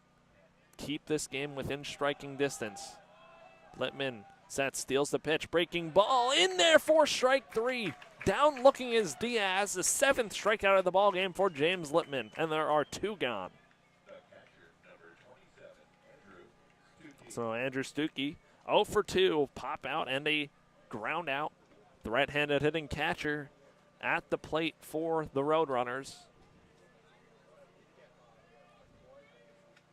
Littman at 104 pitches now. Nearing the end of his night.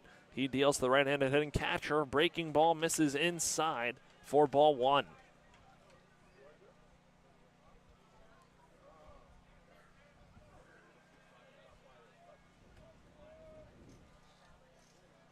One and 0 between Littman and Stuckey. Here's the pitch. That one dribbled foul down the third baseline and a 1-1 count.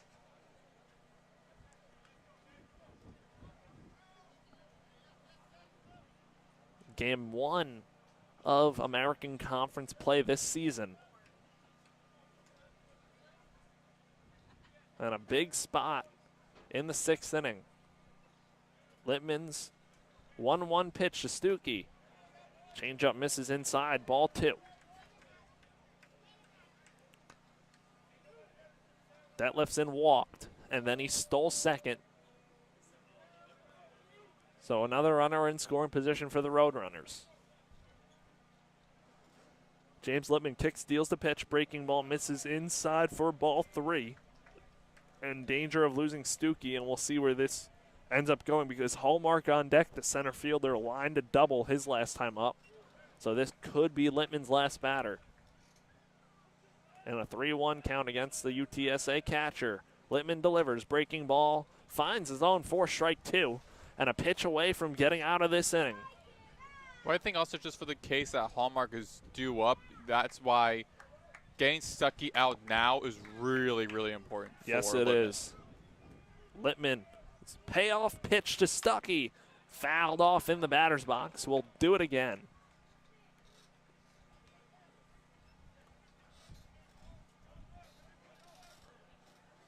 So full count, 2 outs, runner on second. And a close game on a Friday night in Boca Raton.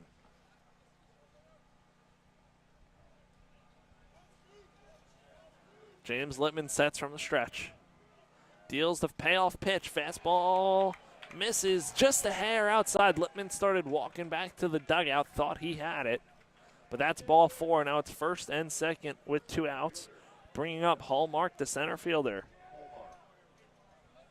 Hallmark today, 1 for 2, and it looks like that's going to do it for James Littman. Coach McCormack heading out to the mound. We're going to hang around right here for the applause that James Littman's going to get. I'm sure it'll be a good one after he gave this team everything he could handle tonight against a very solid team, holding them to 2 runs at least for right now. Really impressive to gain a team with this much explosive offense to just 2 runs on 3 hits.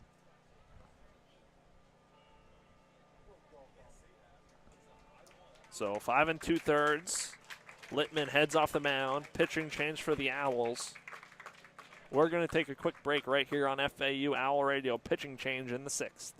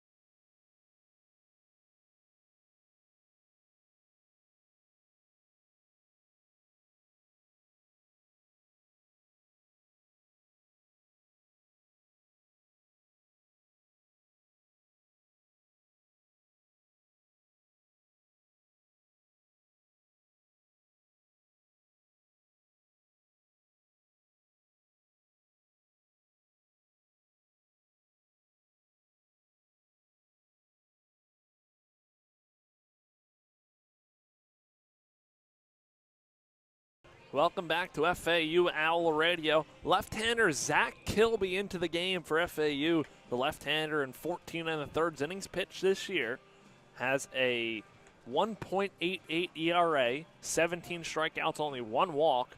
Kilby, at the start of this year, he was hurt, came back, and back into the middle of this pitching staff, this bullpen.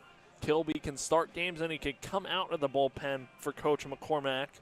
And what a huge get back after injury this was for Coach McCormack, because Kilby, one of those dominant left-handers for FAU, and he'll be facing Christian Hallmark with runners on first and second and 2 outs in the 6th. A huge spot to keep this game where it is for FAU. Kilby on the rubber. He deals. Pitch misses down low. Good block by Collier. A 1-0 count. Kilby, he spent his prep years at Plant High School, the same high school where Jack Caglianone, he was in the MLB, and former FAU Owl Gabriel Cones, who's also in the MLB, attended. So Kilby in a 1-0 count. Kicks in, deals to Hallmark. Hallmark squares fastball in there for strike 1 and a 1-1 count.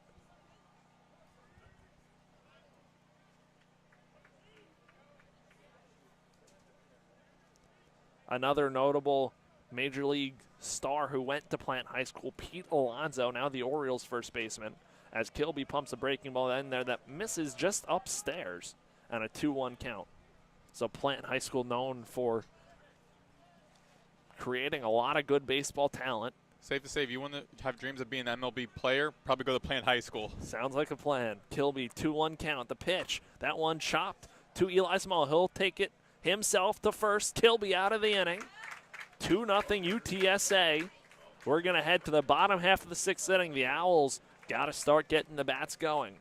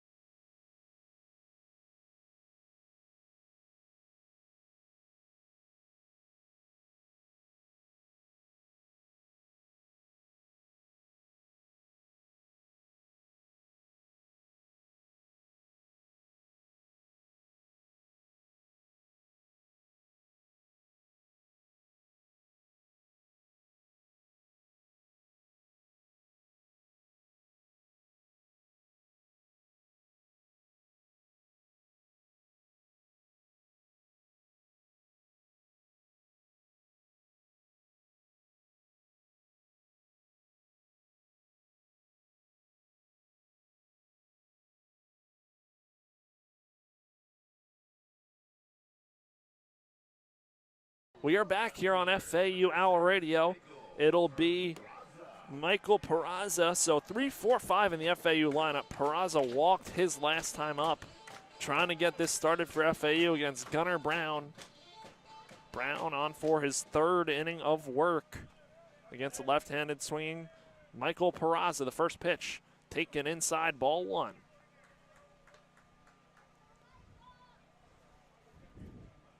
The Owls offense trying to scratch across runs, trailing 2-0. Second pitch, breaking ball, misses down low, ball 2. 3 infielders on the right side, only 1 on the left. Shortstop, ball unshaded to the right side. Brown winds and deals a 2-0 pitch. That one bounces up there for ball 3. And now Peraza in a good spot trying to work on as the leadoff man in this 6th. UTSA, I gotta say, has done a great job just keeping FAU's offense to a hush at this point. They definitely have. Brown's 3-0. Fastball fired in there for strike 1. Peraza taking all the way. Just got to start some rally any way you can. Brown's 3-1 pitch. Flown out to right center field. Back. Warning track. Wall. Zingers. Michael Peraza hits a solo home run to get FAU on the board. It's 2-1 UTSA. And the Owls get the swing they needed here in the 6th.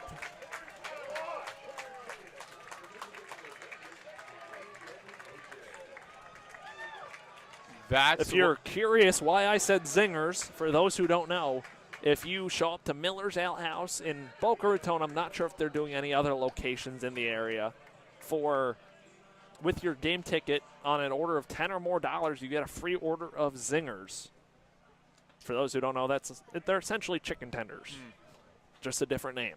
But now an 0-1 count on John Martinez after the solo home run by Michael Peraza to make this a 2-1 ball game. That's exactly what FAU needed. Now they're in the ball game. Brown winds and deals. Martinez rips that one hopper to Ballin, who'll field it on a hop, throw to first, gets Martinez in time, close play, and 1 out now here in the 6th.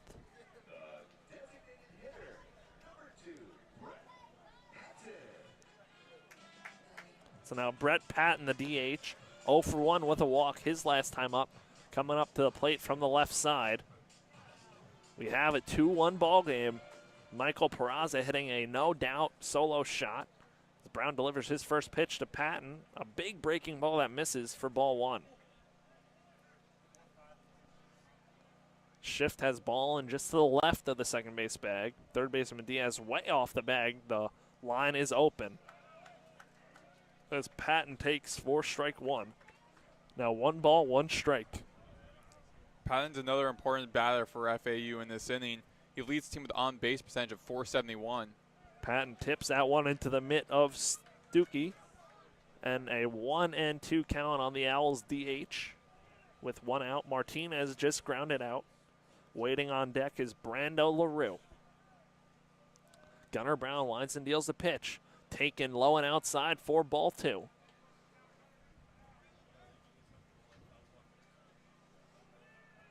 Feel like Maddox a lot now towards the end of the year. We're going to be Miller's Ale House advertisements, advertise people. And that one's foul tipped into the mitt of Stuckey for strike 3 swing. Down Patton, 2 outs in the 6th. We're the unspoken sponsors for Miller's Ale House. Yep. So now Brando LaRue comes up with 2 outs. 0 for 2 today. The Owls shortstop. And now a 2-1 ball game. Gunnar Brown, the tall right-hander against Brando LaRue, who takes down low for ball 1.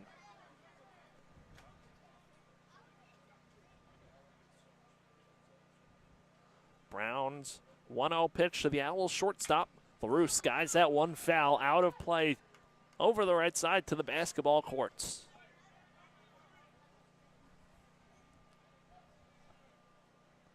Florida Atlantic and UTSA on a Friday night, American Conference opener. Pitch, LaRue hits that one to Ballin, who fields it. Jump throw to first is wide of the bag. LaRue's on with an infield hit. He's 1 for 3 now today, and that'll bring up Eli Small, the first baseman. Yeah, Ballin was just a little bit off of trying to get it. He made a great effort by Ballin to get to that. The throw was just too long. Yeah, I mean, tried the Derek Jeter jump throw. Yeah, I was gonna say, like, once he got the ball, he spun around to jump in the air. I think that might have been a little bit too flashy. Because I think that kind of redirected the ball away from the first baseman Miller. An infield hit for Brando LaRue, bringing up the first baseman Eli Small. Ripped run right at Ballin last time up. Trying to get on with the hit this time. Gunnar deals. Eli Small almost takes a swing at that, but holds up, and a 1-0 count with 2 outs in the 6th inning. LaRue will be running on contact. Gunnar Brown, the right-hander, winds and deals his 1-0. Breaking ball misses outside, ball 2 on Small. Double barrel action out in the UTSA bullpen. 2 pitchers warming up. Looks like a low sidewinder from the right side and a lefty. But a 2-0 count on Eli Small. LaRue leads off first.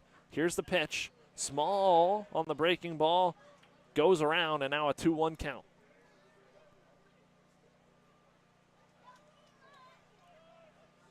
This Owls team looking to scratch and claw and stay in this one. Only down 2-1 now after the Michael Peraza solo shot. Here's the pitch. Taken, bounced up there for ball 3. Now in danger of losing Eli Small and bringing up Ian Collier, who waits on deck.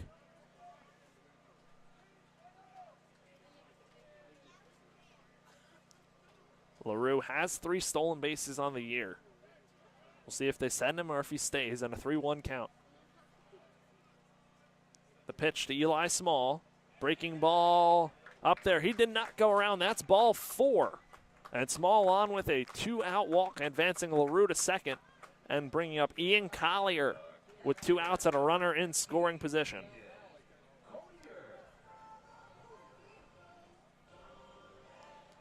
A good at-bat from Eli Small to keep the line moving. And now Collier, who blasted a double out into left center field, will come up. But not before it looks like we're going to get a pitching change from Coach Hallmark here in this 6th. Big spot in the game, middle innings. 2-1 UTSA lead, FAU threatening. We're going to head to break right here on FAU Owl Radio. Pitching change for the Roadrunners.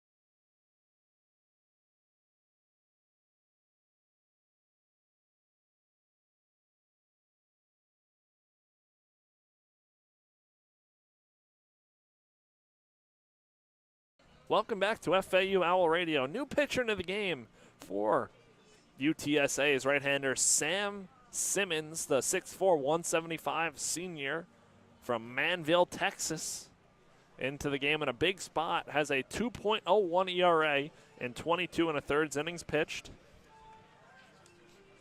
Has 1 save, a 5-1 record, 17 strikeouts, 7 walks. He'll be facing Ian Collier, the Owls catcher, who is 1 for 2 today with a double.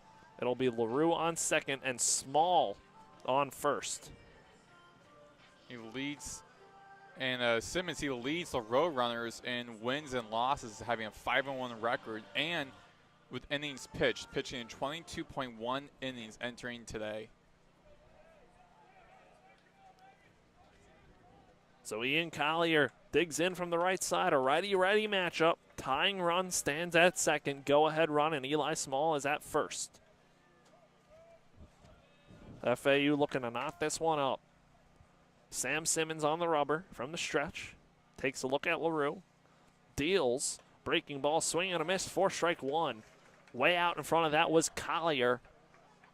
And Simmons dropped down the arm slot on that pitch. A funky right-hander for the Roadrunners in this bullpen. Simmons, his 0-1, drops down again. A big swing and a miss on the breaking ball. Collier chases outside, now down quickly 0-2. I think it's definitely tricky for a new batter coming and facing a new pitcher the way that you've seen through most of the inning how this one pitcher throws, but now with this new pitcher coming in. So Simmons looking for the punch out. Breaking ball, swing and a miss. Collier chases outside on 3 consecutive sliders. The Owls score 1 on a Michael Peraza home run, but leave 2 on 2 hits. And we're going to head to the top half of the 7th inning. UTSA leads this one 2-1 on FAU Owl Radio.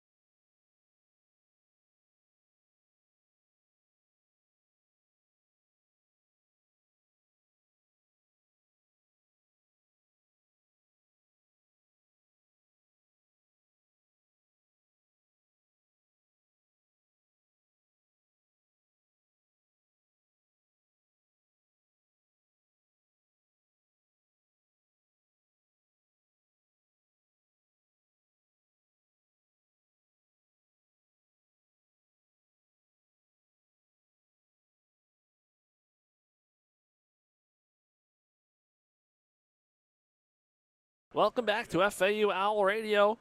Kilby still on in relief, the left-hander for FAU. It'll be 8-9-1, starting with Josh Arquette, the third baseman for the Roadrunners. So a lefty-righty matchup. Kilby got out of the jam last half inning, trying to keep it 2-1. Breaking ball misses in the dirt, 4-1 on Arquette.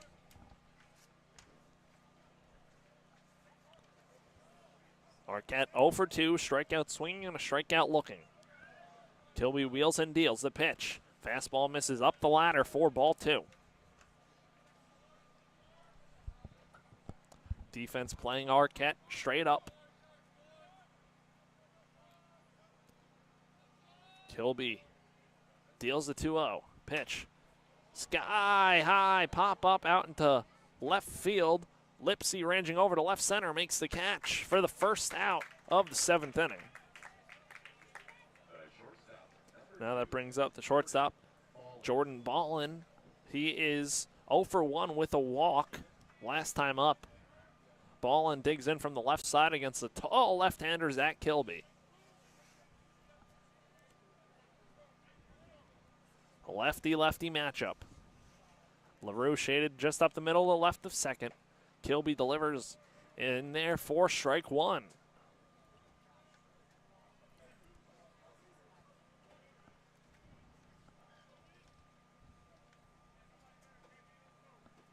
Kilby deals the 0-1, breaking ball.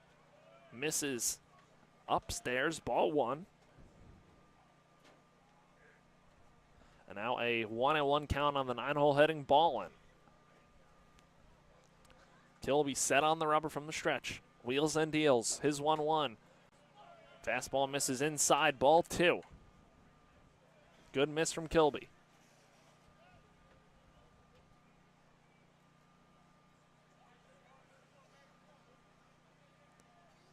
Zach Kilby in a 2-1 count. Winds and deals his pitch to Ballin. Fastball. Strike 2. Now trying to get the punch out. Has 17 of them on the season. Starting to see some activity in the Owls bullpen as well.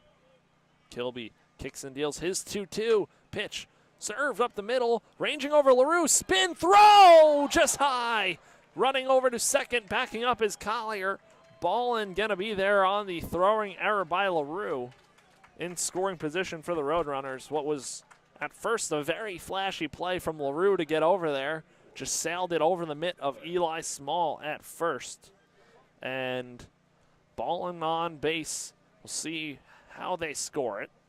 So Ballin, in the previous couple innings, he did something similar to that play as a shortstop. And now the shortstop LaRue does something like that on Ballin.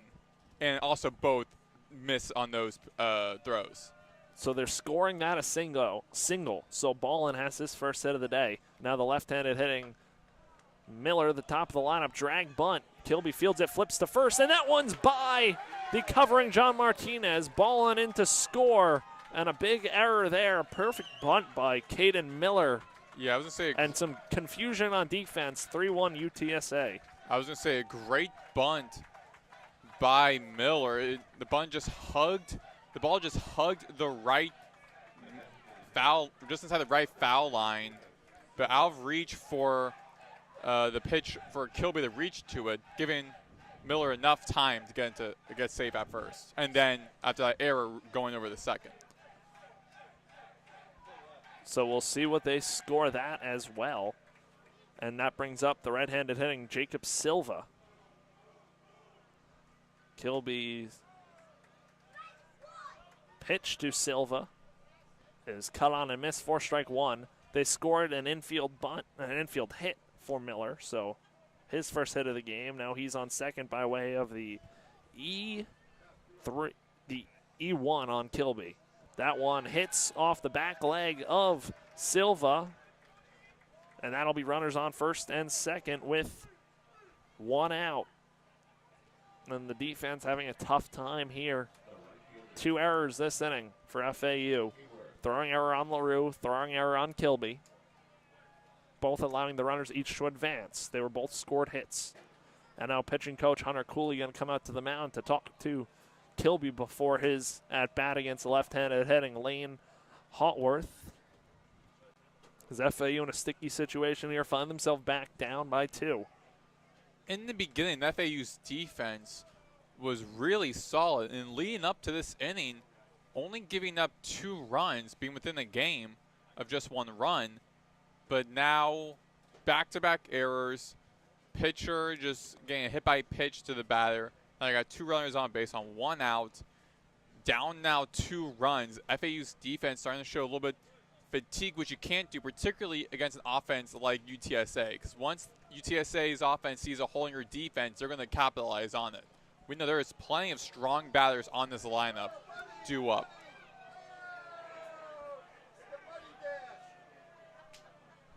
Look as though a little bunny just ran across the field somehow. So left-handed hitting Lane Hallworth at the plate against Kilby. The pitch, breaking ball misses outside for ball 1.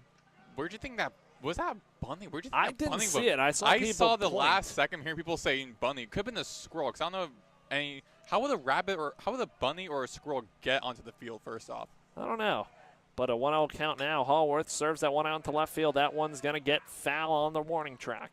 And a 1-1 count. Well, I know a black cat is a curse for baseball, but what about for a bunny? Would that lead to like some lady luck for FAU? Well, you would hope. I was about to say, actually, before you said that, could be a sign of a rally bunny for FAU. Call it a rally bunny. Take it in, make it a pet, team pet. Yeah, we gotta figure out the whole animal semantics of this. Kilby's pitch, fastball in there for strike 2, and a 1-2 count on Hallworth. Runners on first and second, 1 out. 1 run already in for the Roadrunners. It's 3-1 UTSA. Kilby will look for the strikeout or the double play. As he kicks and deals the 1-2 pitch. That one chopped right to John Martinez. Fields flips to LaRue. Over to first for the double play. The pitcher's best friend for Zach Kilby. He gets out of the inning. 1 run in on 2 hits. 1 man left on base. We head to the bottom half of the 7th inning. It's stretch time here in Boca Raton. When we get back, it'll be 9 and top for FAU. And the rally bunny helped FAU right there. Yes, it did.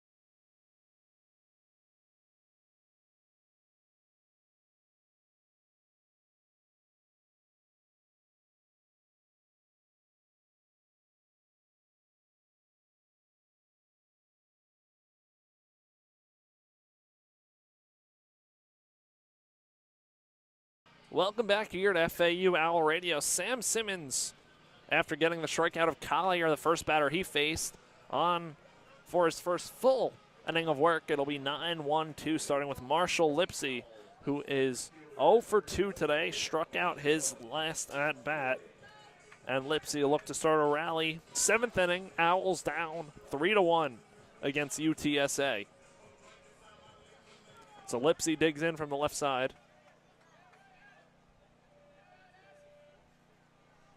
First pitch from Simmons is in there for strike one.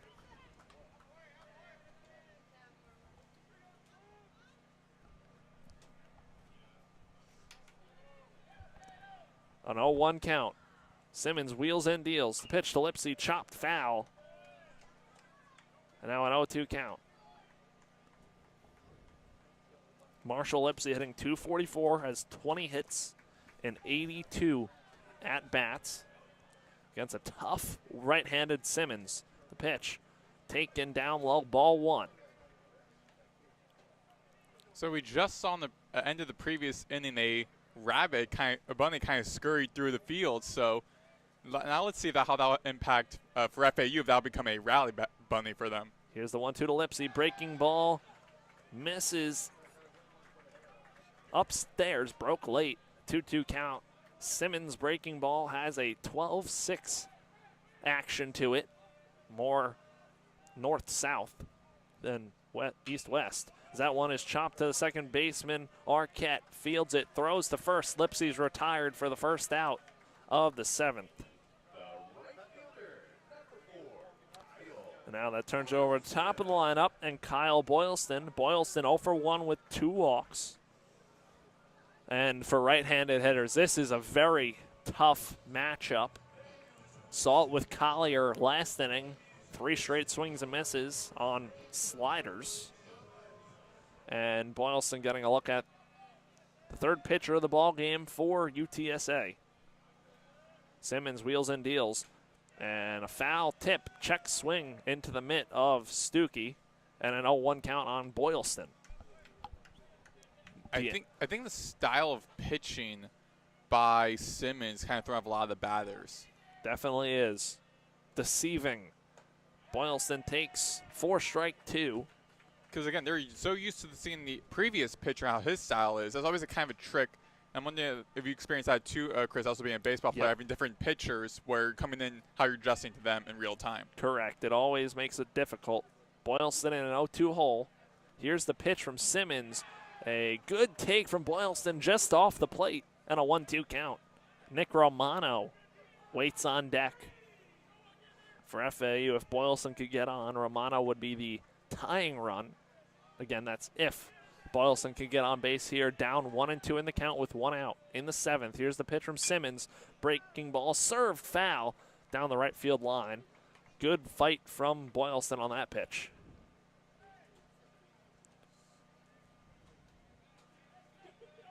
Owls team trying to fight. Got 1 run last inning and then gave the run back to UTSA. So 3-1 ball game in the 7th. Defense playing Boylston straight up. Here's the 1-2. Bouncer off the glove of Simmons. Fielded by the shortstop. Ballin for the out. Throws it, beats Boylston to the bag. And lucky that one didn't ricochet somewhere else. Ballin was able to field that pretty fluently. And Boylston now out, 2 outs, bringing up the third baseman, Nick Romano.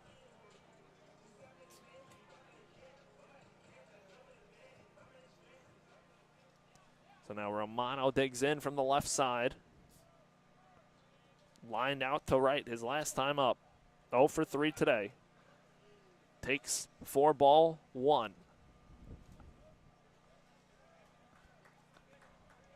Peraza, who hit the home run, waits on deck. So you'd like to see him get up this inning. Romano's got to get on first. Takes a breaking ball down low for ball 2.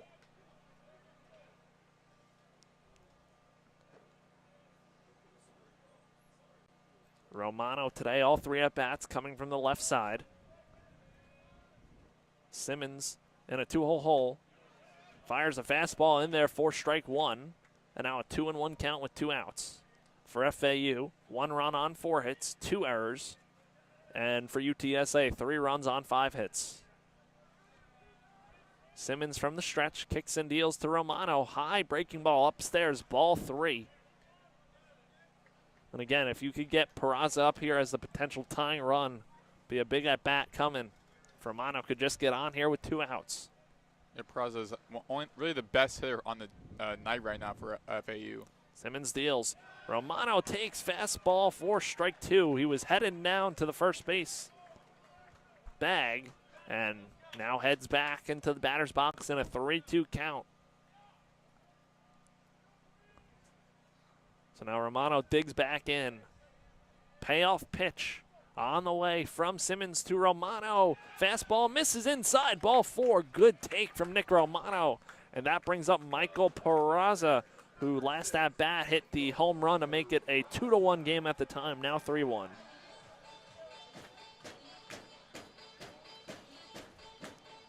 So Peraza walks up to the box, digs in from the left side. That shifts ball in over to the right side of the infield, so 3 fielders on the right, 1 on the left. The third baseman, Diaz, is the only one there. Fastball inside corner for strike 1 on Peraza.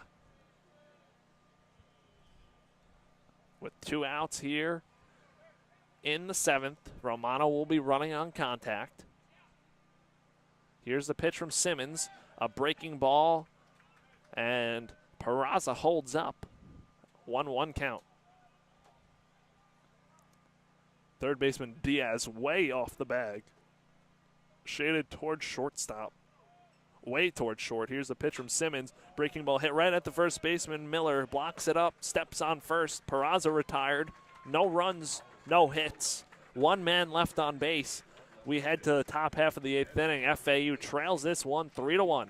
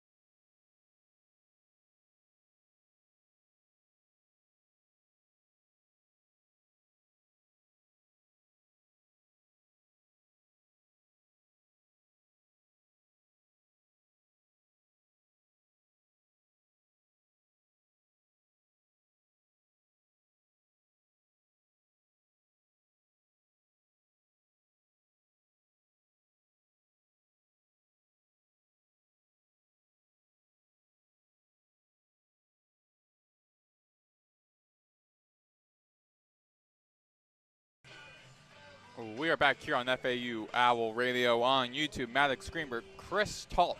3-1 UTSA leads over FAU as we are in the top of the 8th inning. Leading off for UTSA is Drew Detlefson, the left fielder for the Roadrunners. Zach Kilby still on the hill for the Owls. Got the big double play to get out of the jam last inning. Now facing the challenge in Drew Detlefson, who's 2 for 2. Detlefson, the right-handed batter. First pitch is a strike 1 on him. Last season, Detlefson, 70 RBIs, led the team. 13 home runs led the team. His second pitch is a ball 1. It's a 1-1 count.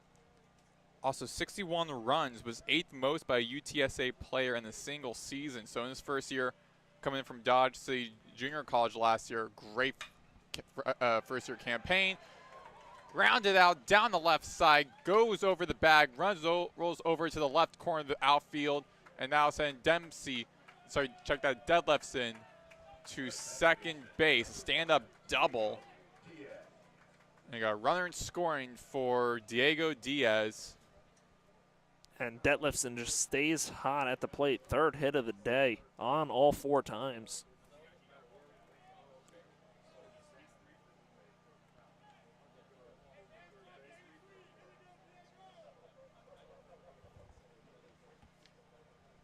Runner on second. Detlefson. Diego Diaz is the batter batting left. Romano playing on the edge of the grass. Third, Well, not on the edge. Romano playing in on the grass, looking for the bunt from Diaz. third base coach for UTSA had a quick word with the home plate umpire. And squares the bunt. Diaz running his way over the first, and from Romano to Small, that is the first out of this inning. But Diaz does a good job advancing Detlefson to third on the sacrifice bunt. And now we'll see what FAU does with the infield. So runner in scoring at third, 1 out. Here in the top of the 8th inning, UTSA leads 3-1. Here in the series opener, upstairs by Kilby for a ball 1 against Andrew Stuckey, the graduate catcher out of Tucson, Arizona. Last season, was named to the 2025 American First Team All-Conference. Hits it down the middle, flies over into shallow center field. That will send Detlefson home and will put Stuckey in first. 4-1 UTSA lead here in the top of the 8th inning. And for UTSA, you couldn't draw that up more perfectly from the Diaz bunt to a line drive single by Stuckey. Fundamental baseball from the Roadrunners. And now the center fielder Christian Hallmark in the left batter's box, upstairs pitch by Kilby for a 1-0 count. Stuckey, he hit the ball and flew into shallow center field, sending Detlefson home, putting up 4-1. 4 runs on 7 hits down outside for a ball 2. It's a 2-0 count for Zach Kilby.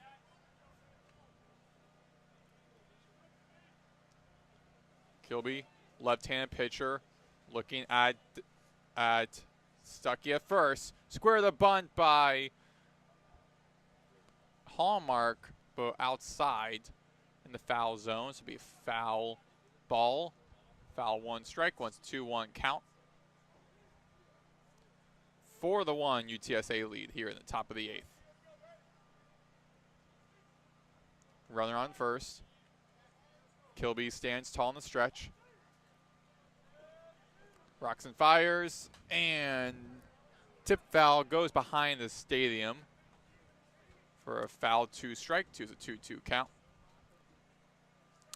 For FAU, down by 3. You got 6 more outs to work with offensively. Important to keep it at a 3-run game. Kilby looking at first, where Stuckey is. Kilby with a pitch.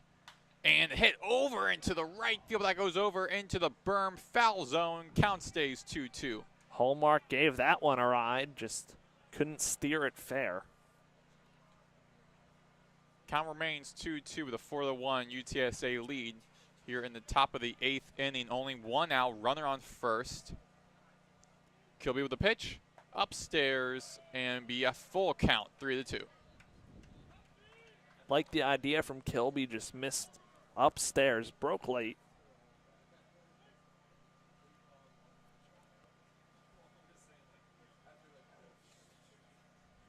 Kilby with a pitch, and big swing and a miss, and Collier trying to throw over the first, and once again overshots his teammate, and that is another big mistake made by the defense. That'll send Stuckey to third, from first to third. So that's going to be a stolen base for Stuckey at second, advancing to third on the E2 throwing error by Ian Collier.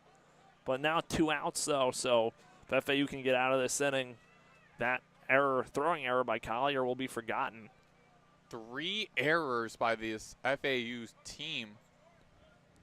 And those 3 errors have each came in the last 2 innings. 1 now in the 8th, 2 in the 7th. Stuckey and scoring that 3rd, and Hallmark still at bat.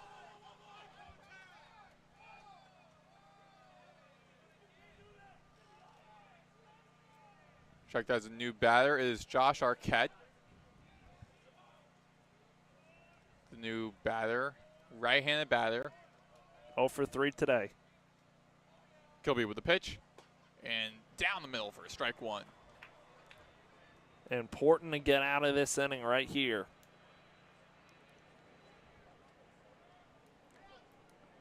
Again, Arquette's 0 for 3 today. And tip foul behind home plate into the backstop. Foul 2, strike 2's 0-2 count for the 1 UTSA lead here in the top of the 8th inning. FAU's defense trying to silence this Roadrunners offense and prevent another run coming in. With 2 outs, 1 remaining, runner on 3rd. Kilby down low for a ball 1. A big block by Ian Collier, keeping Stuckey at 3rd.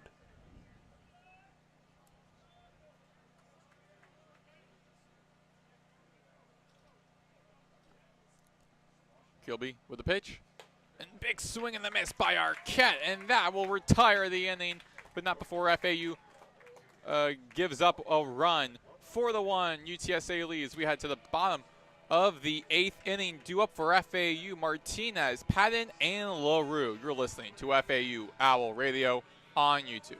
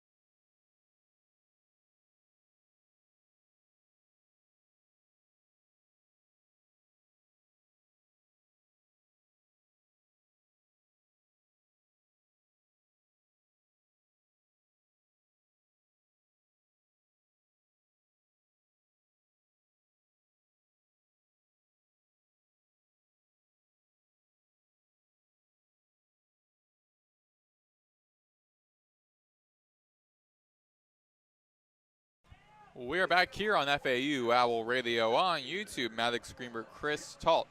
For the 1 UTSA lead here at the bottom of the 8th inning. FAU looking to get on the add some more runs to the on the board. Down by 3, but only a couple more innings left to go in this series opener against the Roadrunners in the conference opening matchup between both teams. Strike 1 by Sam Simmons against John Martinez, the second baseman. He's right. 1 for 3 today, Martinez. He was able to get a single in the 4th inning, and he grounds it into the shortstop ball and throws over the first and takes out Martinez. Caden Miller, the first baseman, records the out.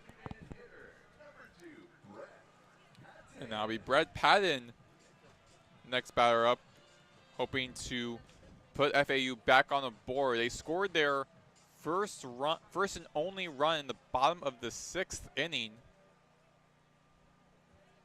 But throughout the entire game, they've been struggling to get on base in general.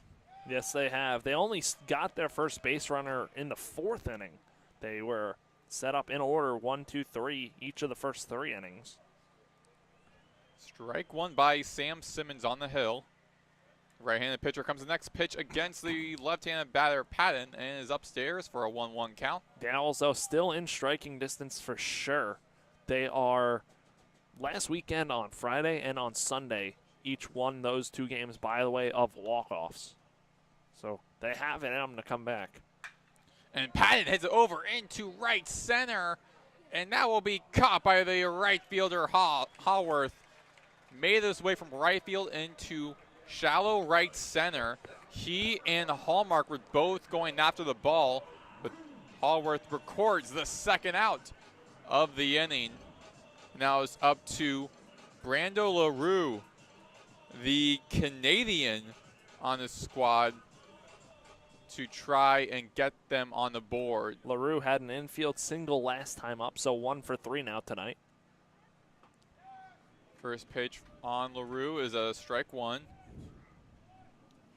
Brando LaRue, the graduate a shortstop on the hill. Here comes the pitch, and the hit pops up, chops it onto the ground, and from Arquette to Miller, records the final out, and for the second straight inning, FAU is scoreless.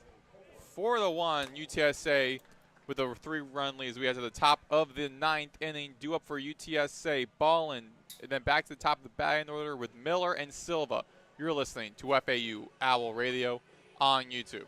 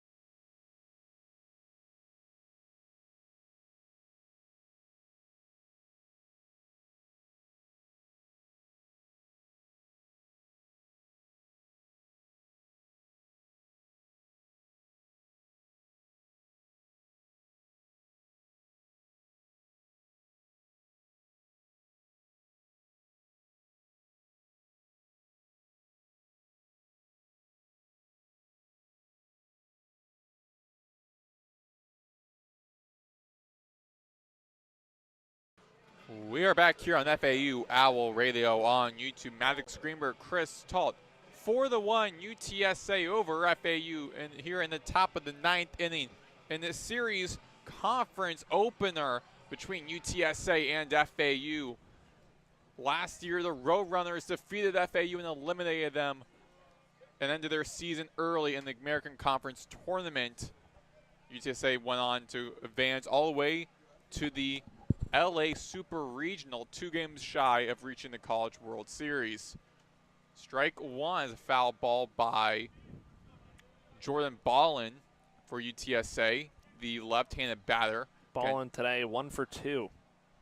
Against the left-handed pitcher, Kilby. Kilby with the pitch, and down the middle for a strike 2. No balls, 2 strikes for Ballin, who's named to the 2025 American All-Freshman team last year. Kilby inside for a ball 1. It's a 1-2 count. Bases empty, no outs. Top of the 9th inning. FAU's defense looking to end UTSA scoring and prevent them from getting on base in order for their offense to try and tie things up and possibly get the lead. 1-2 count is a foul ball. It reaches a backstop. Kilby on the hill. 2.16 ERA. Ballin's a .250 batter. Last at bat was at the top of the 7th inning with a single due to an error. Outside 2-2 count for Kilby. Ballin, the last batter on this batting order. 1 for 2 today. Very sure-handed shortstop from what we've seen so far today. He's done a good job out there. Kilby wheels and deals and hit over into left field, and that'll be caught by Peraza of Can of Corn for the first out. The first baseman, number 34, Caden Miller. And now Caden Miller, the top of the batting order for the Roadrunners. A .365 batter, 1 for 3 today. And the left-handed batter steps into the batter's box. The sophomore first baseman from Madisonville, Texas. And a strike one against him. He held freshman records last season with 43 walks, tied 8th in a single season, and 322 most chances and 298 most putouts, 4th on the team in home runs with 8. Kilby, wheels and deals, and down low for a ball 2. It's a 2-1 count. If FAU drops this game, I believe tomorrow they'll be sending out left-hander Kide Atatui to make the start. Kilby with the pitch and in the middle for a 2-2 count. A little bit low. They've been tinkering with that rotation, moving Ty Murphy towards the bullpen, piggybacking him off of Kide Atatui, so should be interesting tomorrow. And tip foul behind home plate. It stays a 2-2 count.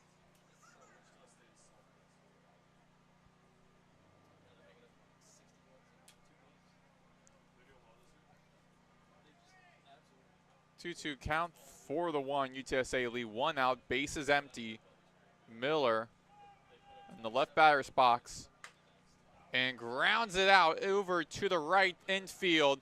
And another defensive error. Martinez trying to underhand. No error, just a, that's going to be an infield hit. No error. It's an infield hit, but Martinez trying to got the ball, try to underthrow it to Small. And with that, out of reach to Small, results in a hit. And Miller is on first base. Jacob Silva now stepping into the right batter's box. Due up will be Lane Hallworth. First pitch against Silva is a strike 1. Silva 0 for 2 today, but a really great hitter, 408 batting. Again, on this lineup, too, it feels like every hitter's up around this mark. Again, UTSA having a very good start to their season and looking to keep it rolling into conference play. Conference series opener for both of these teams. It's UTSA leads the series 18-17 as Miller steals second. He is successful. So another Roadrunner has a successful steal attempt. Still a 2-1 count with 1 out. Runner now in scoring on second. That's Caden Miller. Here in the top of the 9th inning. Some activity in the Owls bullpen off to the right corner of the outfield. Kilby on the hill. Looks over to check on second. Here comes a throw. And tip foul rolls in front of the UTSA dugout off to the left side. Stays is a 2-2 count.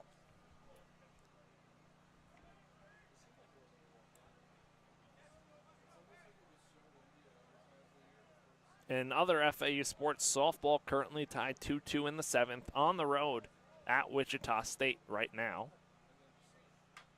Tip foul again off to the right, off to the left side. Count remains 2-2. But the next hitter due up for UTSA is definitely a challenge, even though he's 0 for 3 today. A strong hitter in Lane Hallworth, who's been great defensively in this game, has a .434 batting. Be important for Kilby to try to maybe record a double play to avoid Hallworth in this game, for the rest of this game. Kilby with the pitch, low in the dirt for a 3-2 full count.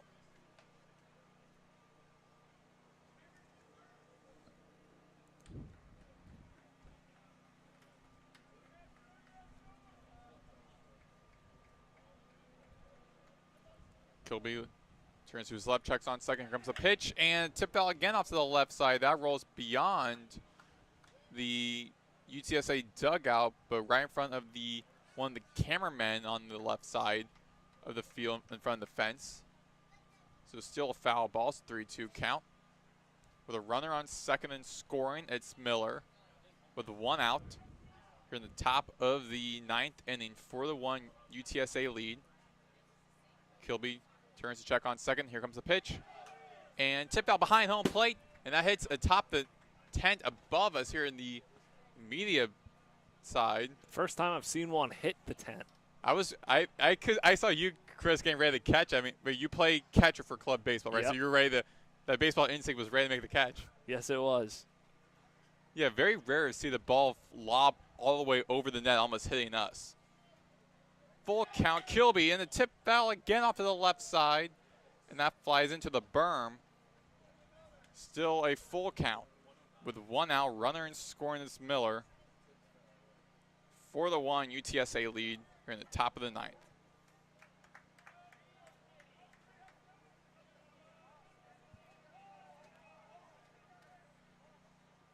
Kilby checks second. Throws and upstairs, and he will walk Silva. Miller was in the second base dancing around a little bit while Kilby was looking at him. Kilby didn't take the bait through the pitch, but was upstairs. So now you got 2 runners on base. On first is Silva, and scoring that second is Miller.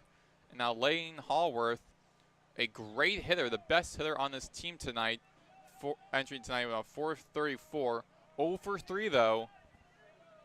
Was walked his first at bat in the beginning of this game. He's now up to bat, batting left. 2 on base on 1 out. 4-1 UTSA lead at the top of the ninth. First pitch is a strike 1. The Owls, who have yet to get the offense really going tonight, only 1 run on a solo home run. Important to keep it at a 3-run game, because then it would still be in striking distance if they can when they come back up next half inning. 1-1 count for Kilby. A little stoppage as Brando LaRue ties his shoe, his cleat. UTSA batters with 2 on are 3 for 12. And with runners in scoring with Miller at second, 3 for 11. A lot better than FAU tonight. And Miller dancing around at second. Kilby turns, pitch, and tip foul behind home plate to the backstop. Foul 1, strike 2. It's a 1-2 count.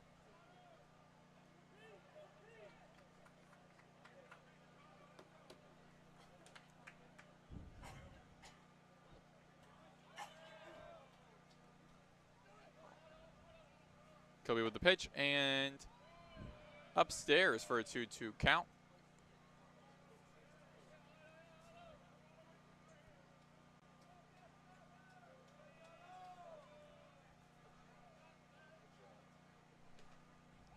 Kilby spins, throws over the second where Miller was standing at.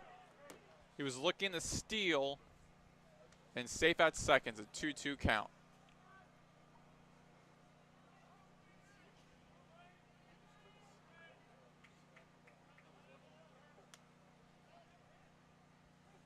Kilby with a pitch, and outside for a full count. Kilby really working. He's pushing 60 pitches on in relief. The second pitcher FAU has used tonight.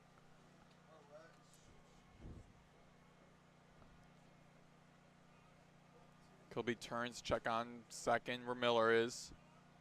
Kilby with a pitch, and tip foul behind home plate. That flies into the court guard behind us. Still a full count. And both runners return to base during that tip foul. Both Miller and Silva were advancing. And go back. UTSA 15-6 so far this season. They were ranked last week, top 25 nationally. They fell out of the rankings after this past week. But a top, no doubt, 30 team in the country. And it appears right now the best team in the American Conference. Still a 3-2 count. The previous pitch was a foul ball. Kilby spins, throws over to second to check on Miller. Count remains at full with Jacob Silva at first. Caden Miller, this scoring run at second. Lane Hallworth, the left-handed batter who's 0 for 3 today in the batter's box, and he hits a high off to the left side foul ball, and we're still at a full count. Now Kilby just gained, you can see Kilby starting to get a little bit worn now, again pushing 60-plus pitches. No activity thus far in the Owls bullpen off to our right side in the right corner of the outfield, so looks as though McCormick is keeping Kilby here. But Kilby has a lot on his plate. Hallworth having a great at-bat, fouling off pitch after pitch against Kilby.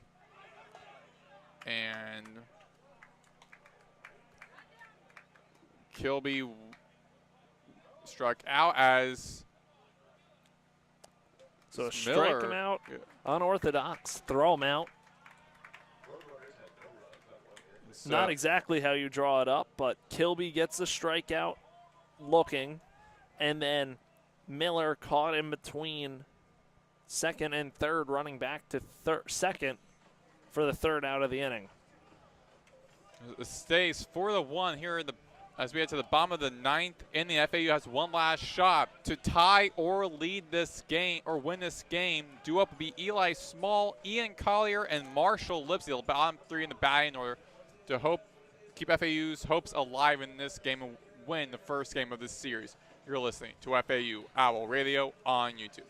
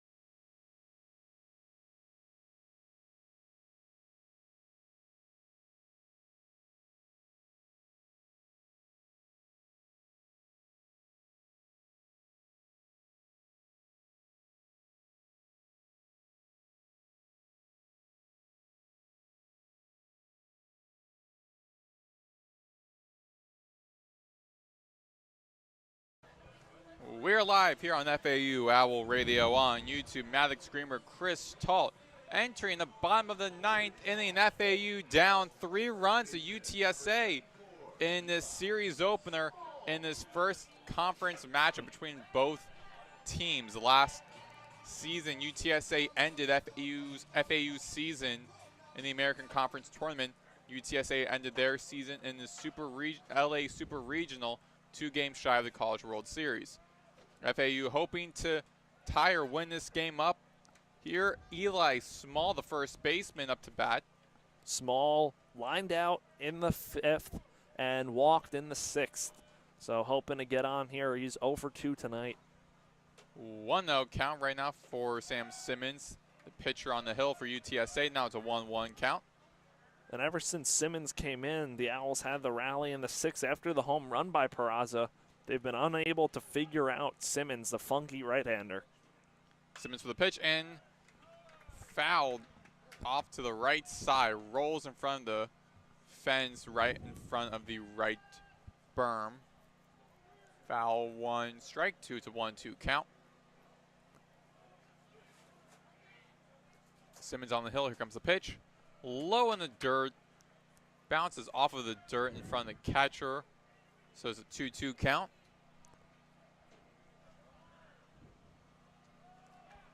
Simmons in the righty versus lefty matchup. And a full count by Simmons. Need base runners any way you can get them for FAU, and it starts with Eli Small.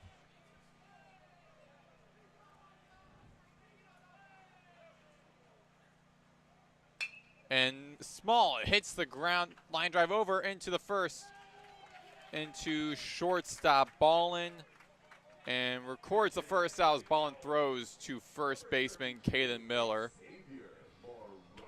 So Xavier Maranta will pinch hit for Ian Collier, going with the lefty bat against the righty Simmons.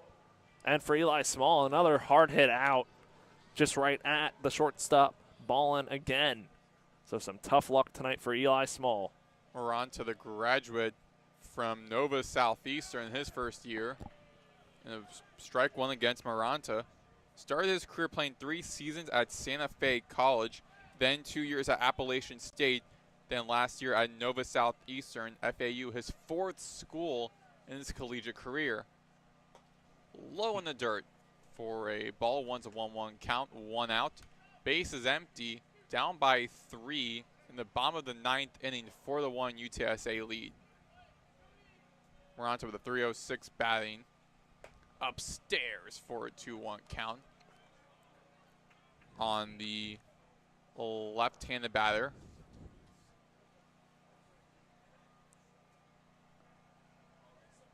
Simmons wheels and deals and ruled inside. 2-2 count, strike 2.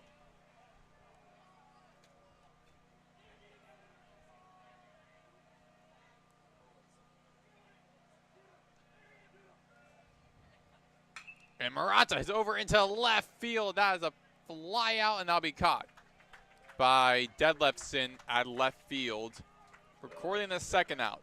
And now FAU is on to their last hitter. And it's Marshall Lipsy, who 0 for 3, has not been having a standout season as he did last year in his first year with FAU. Moved from the one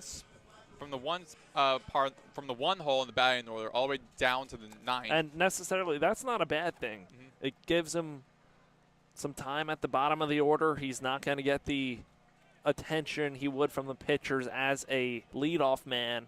So hoping to find his groove up here, and I'm sure he'll be back at the top of the lineup in no time. Lipsy does lead the team with at-bats and hit by pitches and stolen bases this season. Last year, he was one of the best in on-base percentage in the nation. 1-1 count for Lipsy, the left-handed batter. Diaz expecting a bunt. That's why the 3rd baseman, Diaz, is on the inside infield. And a 1-2 count for Lipsy. He went swinging. And now up to the last out on a 1-2 count. Bases empty. Bottom of the 9th. The UTSA is up 4-1. Low in the dirt, and Lipsy is still alive. It's a 2-2 count. Opening game of this conference series opener for both teams. They play tomorrow at 4, then again at 12. Hits over into left field, and that'll be a can of corn for Christian Hallmark, and that will end the game. FAU goes scoreless in their 3rd straight inning.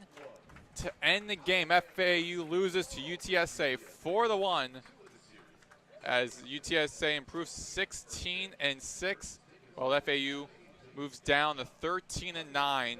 Tomorrow, UTSA and FAU meet again at 4 p.m. FAU looking to tie the series, while UTSA will be seeking to win the series in the first conference series for both teams. For FAU tomorrow, they just got to make sure they bring the bats. They were in this game. They just couldn't push across the runs. So look to score some runs tomorrow and hopefully even up the series.